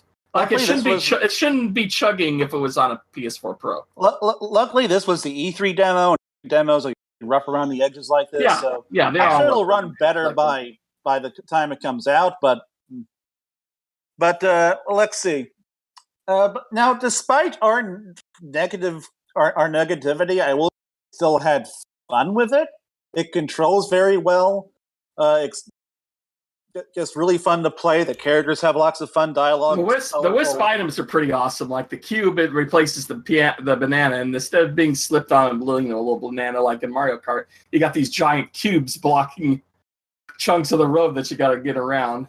I think my favorite one was the one where you leave a flame trail behind. Burst, you. The burst trail. You leave a huge flaming trail, and if anybody hits that flame, they get knocked. They spin out. Now that is pretty cool. That was I think the coolest and most unique item that we've seen in the game so far. My takeaway of this so far is basically that if you take out the core gimmick of what the game is being billed as, in that it's a team racer, it sounds like it's absolutely great if you think of it as, well, hopefully there's an individual player mode or something. Yeah. Like it's a fine without the team single player, it would be a fine Mario Kart clone. Just not transformed quality. Transform's gimmick was a lot. It sounds a lot more well realized than this one was, and quite frankly, even if this game does come out, or I shouldn't even say that. Even when this game does come out, I would still 100% love a port of Transform to Switch. Yes, please. Transformed in generations, and I would settle for Transformed. Yeah, I don't. That's the problem. Even if this was a more standard Sonic racing game, I don't see it beating Transformed in its current state. Even without the team play aspect, Transformed just seems better. But hey, at least the PlayStation 4 and Xbox One people will finally have a current gen kart racer to play. Yeah. Although Transformed is on Xbox One through backwards compatibility. Yeah, I said current gen. That's last gen. But and PCs. PCs are all gen. PCs don't count. But you're not up with the Windows 10 generation? So, I am, but I just don't count them. So, now, I for the record, we do have an Aaron Weber interview on Sonic Stadium, which I recommend. Yeah, I could get. There's a lot. He gives us a lot more information on Team Sonic Racing there, and I really recommend. From what we could gather, there are more modes. There aren't going to be another one or two single player modes. So. Yeah, but we don't know if he's just saying there's going to be a campaign mode or if there's going to be a genuine single player kart race experience. Right. Well, but that's something to keep an eye out for sure. Because if the game plays well, then hopefully it has some kind of I don't want to say redeeming quality to it, because it sounds like it's good in its right, but it's good in its own right. Yeah. Sumo Digital knows how to make a racing game. They've been doing it for over a decade at this point, they're usually here's the thing. I have more confidence in Sumo Digital making a solid Sonic game than I do Sonic Team making a solid Sonic game. I don't think that's unfair. Now, so I have no doubts that this is going to be a good game. It's just the one gimmick is the one thing that's the problem. Now, Aaron Weber did basically say that we shouldn't expect Mighty and Ray in this because they are have their own game that they're bringing right now. This definitely seems like the modern style of Sonic, and I don't think that they're that willing to cross-pollinate right now until they have an established way to do so. I suspect that the Mighty and Ray are now strictly in the realm of classic Sonic. At this point, we really only understand their existence as it relates to Sonic Mania. Yeah. But now, Jason, feel free to correct me because I couldn't hear him as well as you could because I was behind the camera. But I believe he did still say that we could expect some fan service characters in this. Possibly, yeah. That's a weird thing to. That's a weird thing to say in the Sonic realm. I didn't ask about why I didn't say Big the Cat was in it. When I say fan service, I don't mean boobs. I mean things that the fans did. That's not even what I mean. I mean okay. I think Chow kind of counts as I like Chow. As I've said before. Do fans need Chow in their racing game though? Chow is the equivalent of Koopa Troopa being in a Mario sports or kart game. It's the equivalent of 4 Koopa Troopas driving the same car. Want to have in this game. First off, no, it's not, because 4 Koopa Troopas driving the same car would be awesome. Hey, and 4 Chows isn't? Don't at me. In any case, is there anything else from the interview that we should bring up? Not as far as Team Sonic Racing game goes. I can remember off the top of my head. Just make sure to check it out. It's a really good interview. So I asked quite a few questions. That's one thing I'm really good at is getting a lot of good questions ready for an interview. Yeah. Even when it's off the cuff, for the Sonic Revolution when I was talking to the Sonic Boom Riders. So yeah, but Let's go after back E3, Wednesday night. Before we do that, let's go back to Wednesday night. so we picked up your phone, and then we need I was about to we should walk probably all the start way with back to that place. We should probably start with the Smash Z thing. So, okay, I invested in this console called through an Indiegogo campaign called the Smash Z, which is basically a portable Steam machine. That sounds like a bad idea. Yeah. And after seeing it, I'm not too sure I disagree with them. Look, because you lost me in Indiegogo here. This thing's supposed to come out in what? August? You said it's supposed to come out in August, right? This thing's supposed to come out in September. Atari has something great that they would love to sell you. Yeah. Just don't listen to any interviews, because the interviews are fanboys that are lying to you. Look, I agree. It's very troubling to me. So yeah, it was in a hotel room, and also we got to meet this classic gameplay magazine guy that was there. He was real nice. All right, getting back to the thing. Yeah, they had two prototypes. One was just a 3D model you could pick up and feel it, and the other prototype was streaming off of a laptop. So you had the screen, and you could mess with it, but everything was streaming off the laptop. And then they had a computer that was using a what the hell they called the Steam controller, and that one had the same specs as the portable was going to have. So the only relevant thing here is that there was not an actual working prototype. Well, the prototype they had was streaming off of another laptop. This was the prototype.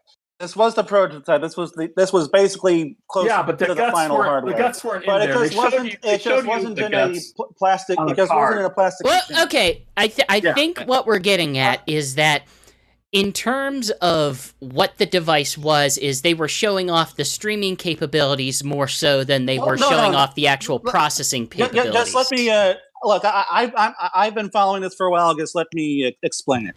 All right. So the one that was connected to the laptop, that doesn't really matter. That was just basically, that's something they made 2 years ago to sell the basic idea. But what we actually saw and played a game on, Sonic Generations to be specific, was basically something that's basically the final hardware, just not inside the plastic casing. Now, personally, the reason why I invested in this was because I've been wanting to get a device that can emulate Dreamcast and GameCube games on a portable system for a very long time. That's something that this thing can do, assuming it comes out. Well, I don't know about Dolphin. Right. Well, and Dolphin can run on computers that were around 10 years ago. You want a portable computer that's capable. In addition to that, I also play a bunch of my Steam games on a portable device, and so for me, this was just built for me. And so I love the idea. Now, it is very troubling that they don't have a prototype in the plastic case available at E3 3 months before they're supposed to start shipping out to backers. Yeah, so that's what was concerning me. I think that at the very least, they're going to be delaying this thing until next year at this rate. Every Kickstarter gets delayed. They're showing the chipset. They're like, oh, we have the guts here. We have the guts, but we just don't have it in the prototype machine we're showing. There are certain things that I probably can't talk about because said in the forum is under NDA, but I will just say that basically they're just having some issues getting the final bits to work. But anyway. Well, I think one of the problems is having a 1080p, screen on this tiny little device that's smaller than the Switch screen. Well, no, it's as wide as the Switch screen, just isn't as tall. The whole machine is going to be about as big as a Switch, but it's going to be fatter. But in any case,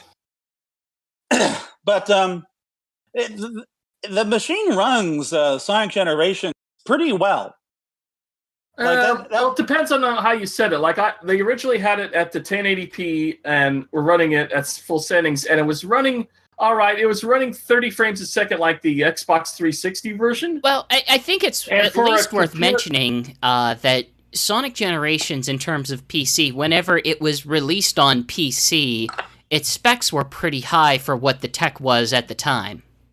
it was Yeah, a pretty demanding game for PCs at that point in So the thing is, history.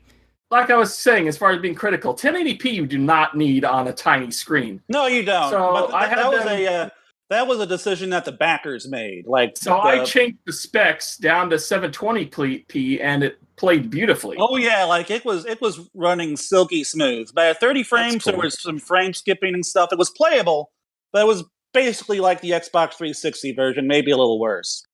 But once we just bumped down the resolution, it ran great. In which I'm really hoping that this thing comes out, because I would love to play a game like that with that kind of performance on a portable device.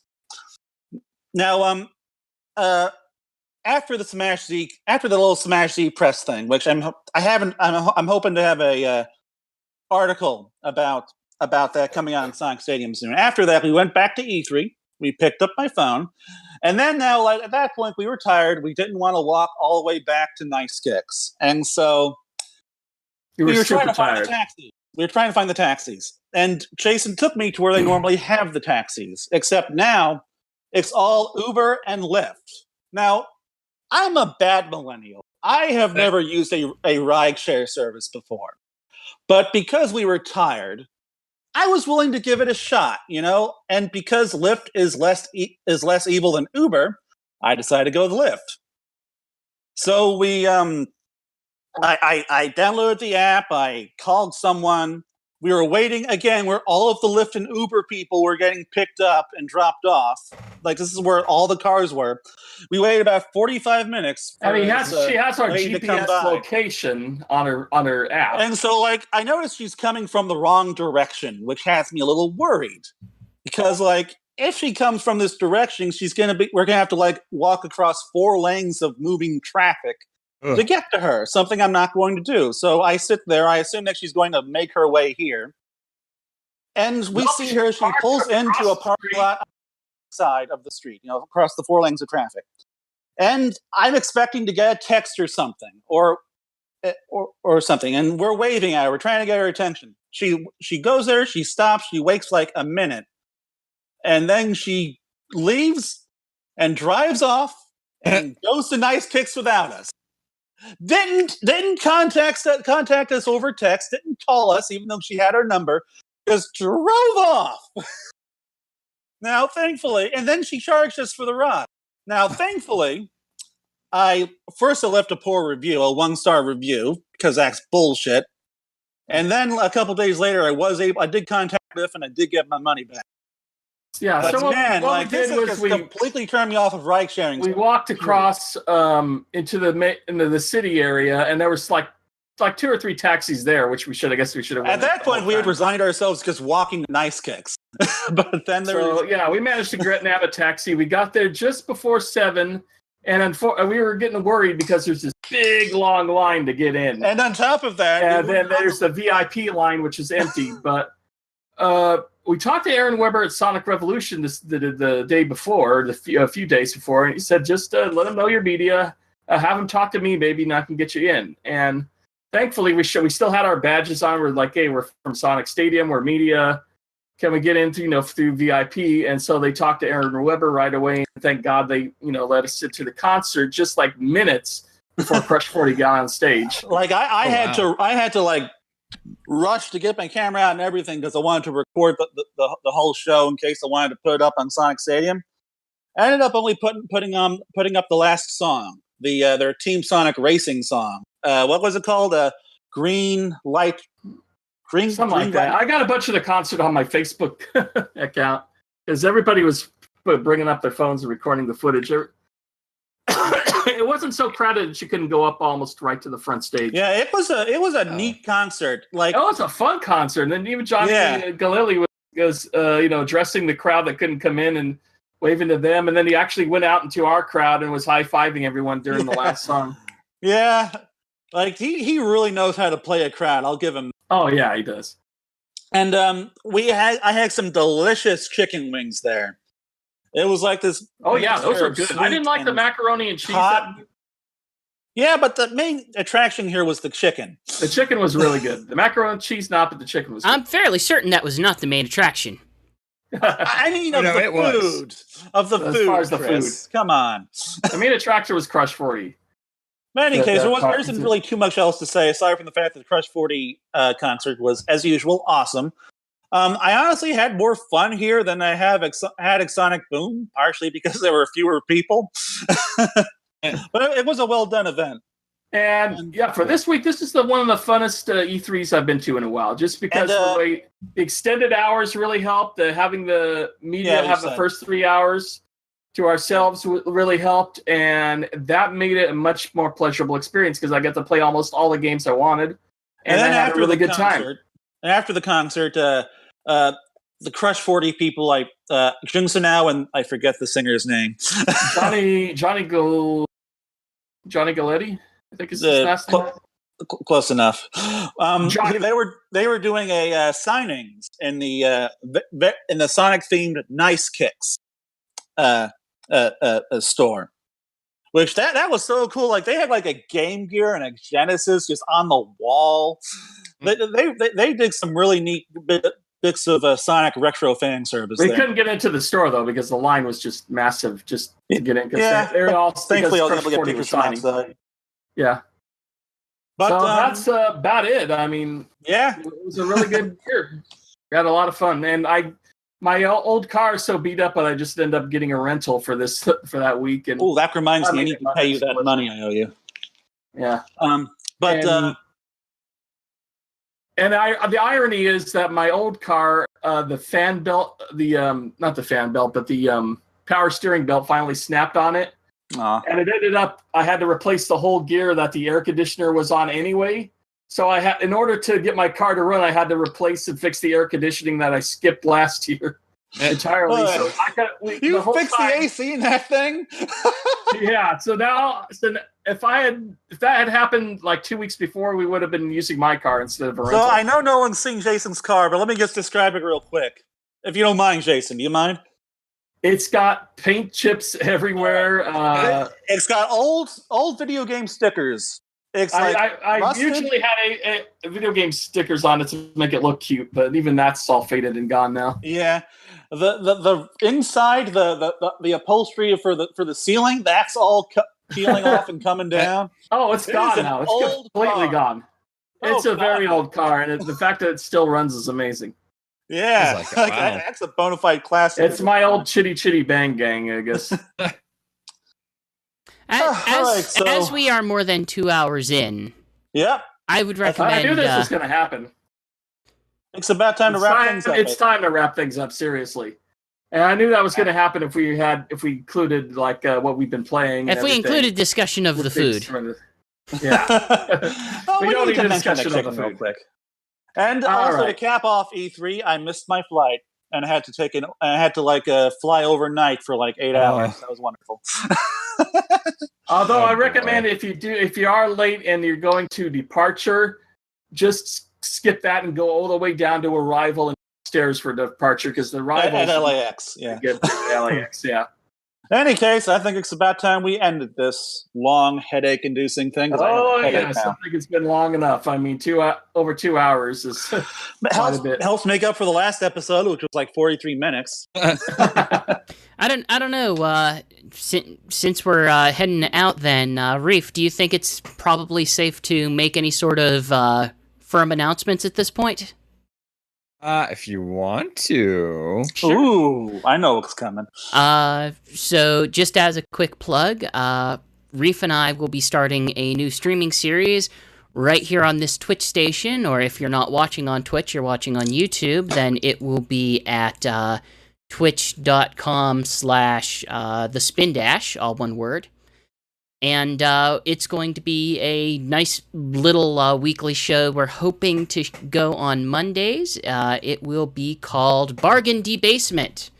The premise of which is that we attempt to find the cheapest possible physical games that we can in order to stream them. And we have some very interesting selections we've been able to find at secondhand stores. Got some dandies in there. And I've also been contributing for the last few years with my with my retro game stuff. Yeah, you have a couple there, but we have a couple. We have a big box. Like, I can show you. I would rather not, but there is a large plastic case of the cheapest possible games I was able to obtain, and I think we're up to like 200 at this point. Yeah, it's like a big Rubbermaid bin full of games. Well, wait until I send you Elmo N64 game. I await getting an Elmo N64 game. It will go well with Ninja Bread Man and Neopets Puzzle Adventure. I played Ninja Bread Man. Sorry. So yeah, keep an eye on that. It's going to be early next month. I don't want to give a distinct date yet, but we're at the Spin Dash on Twitter, so I'm sure I will social media that as best as I am capable. It might be a little later in the month, just because, like I said at the top of the show, I'm working on doing a play, and so yay, we're working hard on that. But I think it'll come out very, very soon. We're hopeful.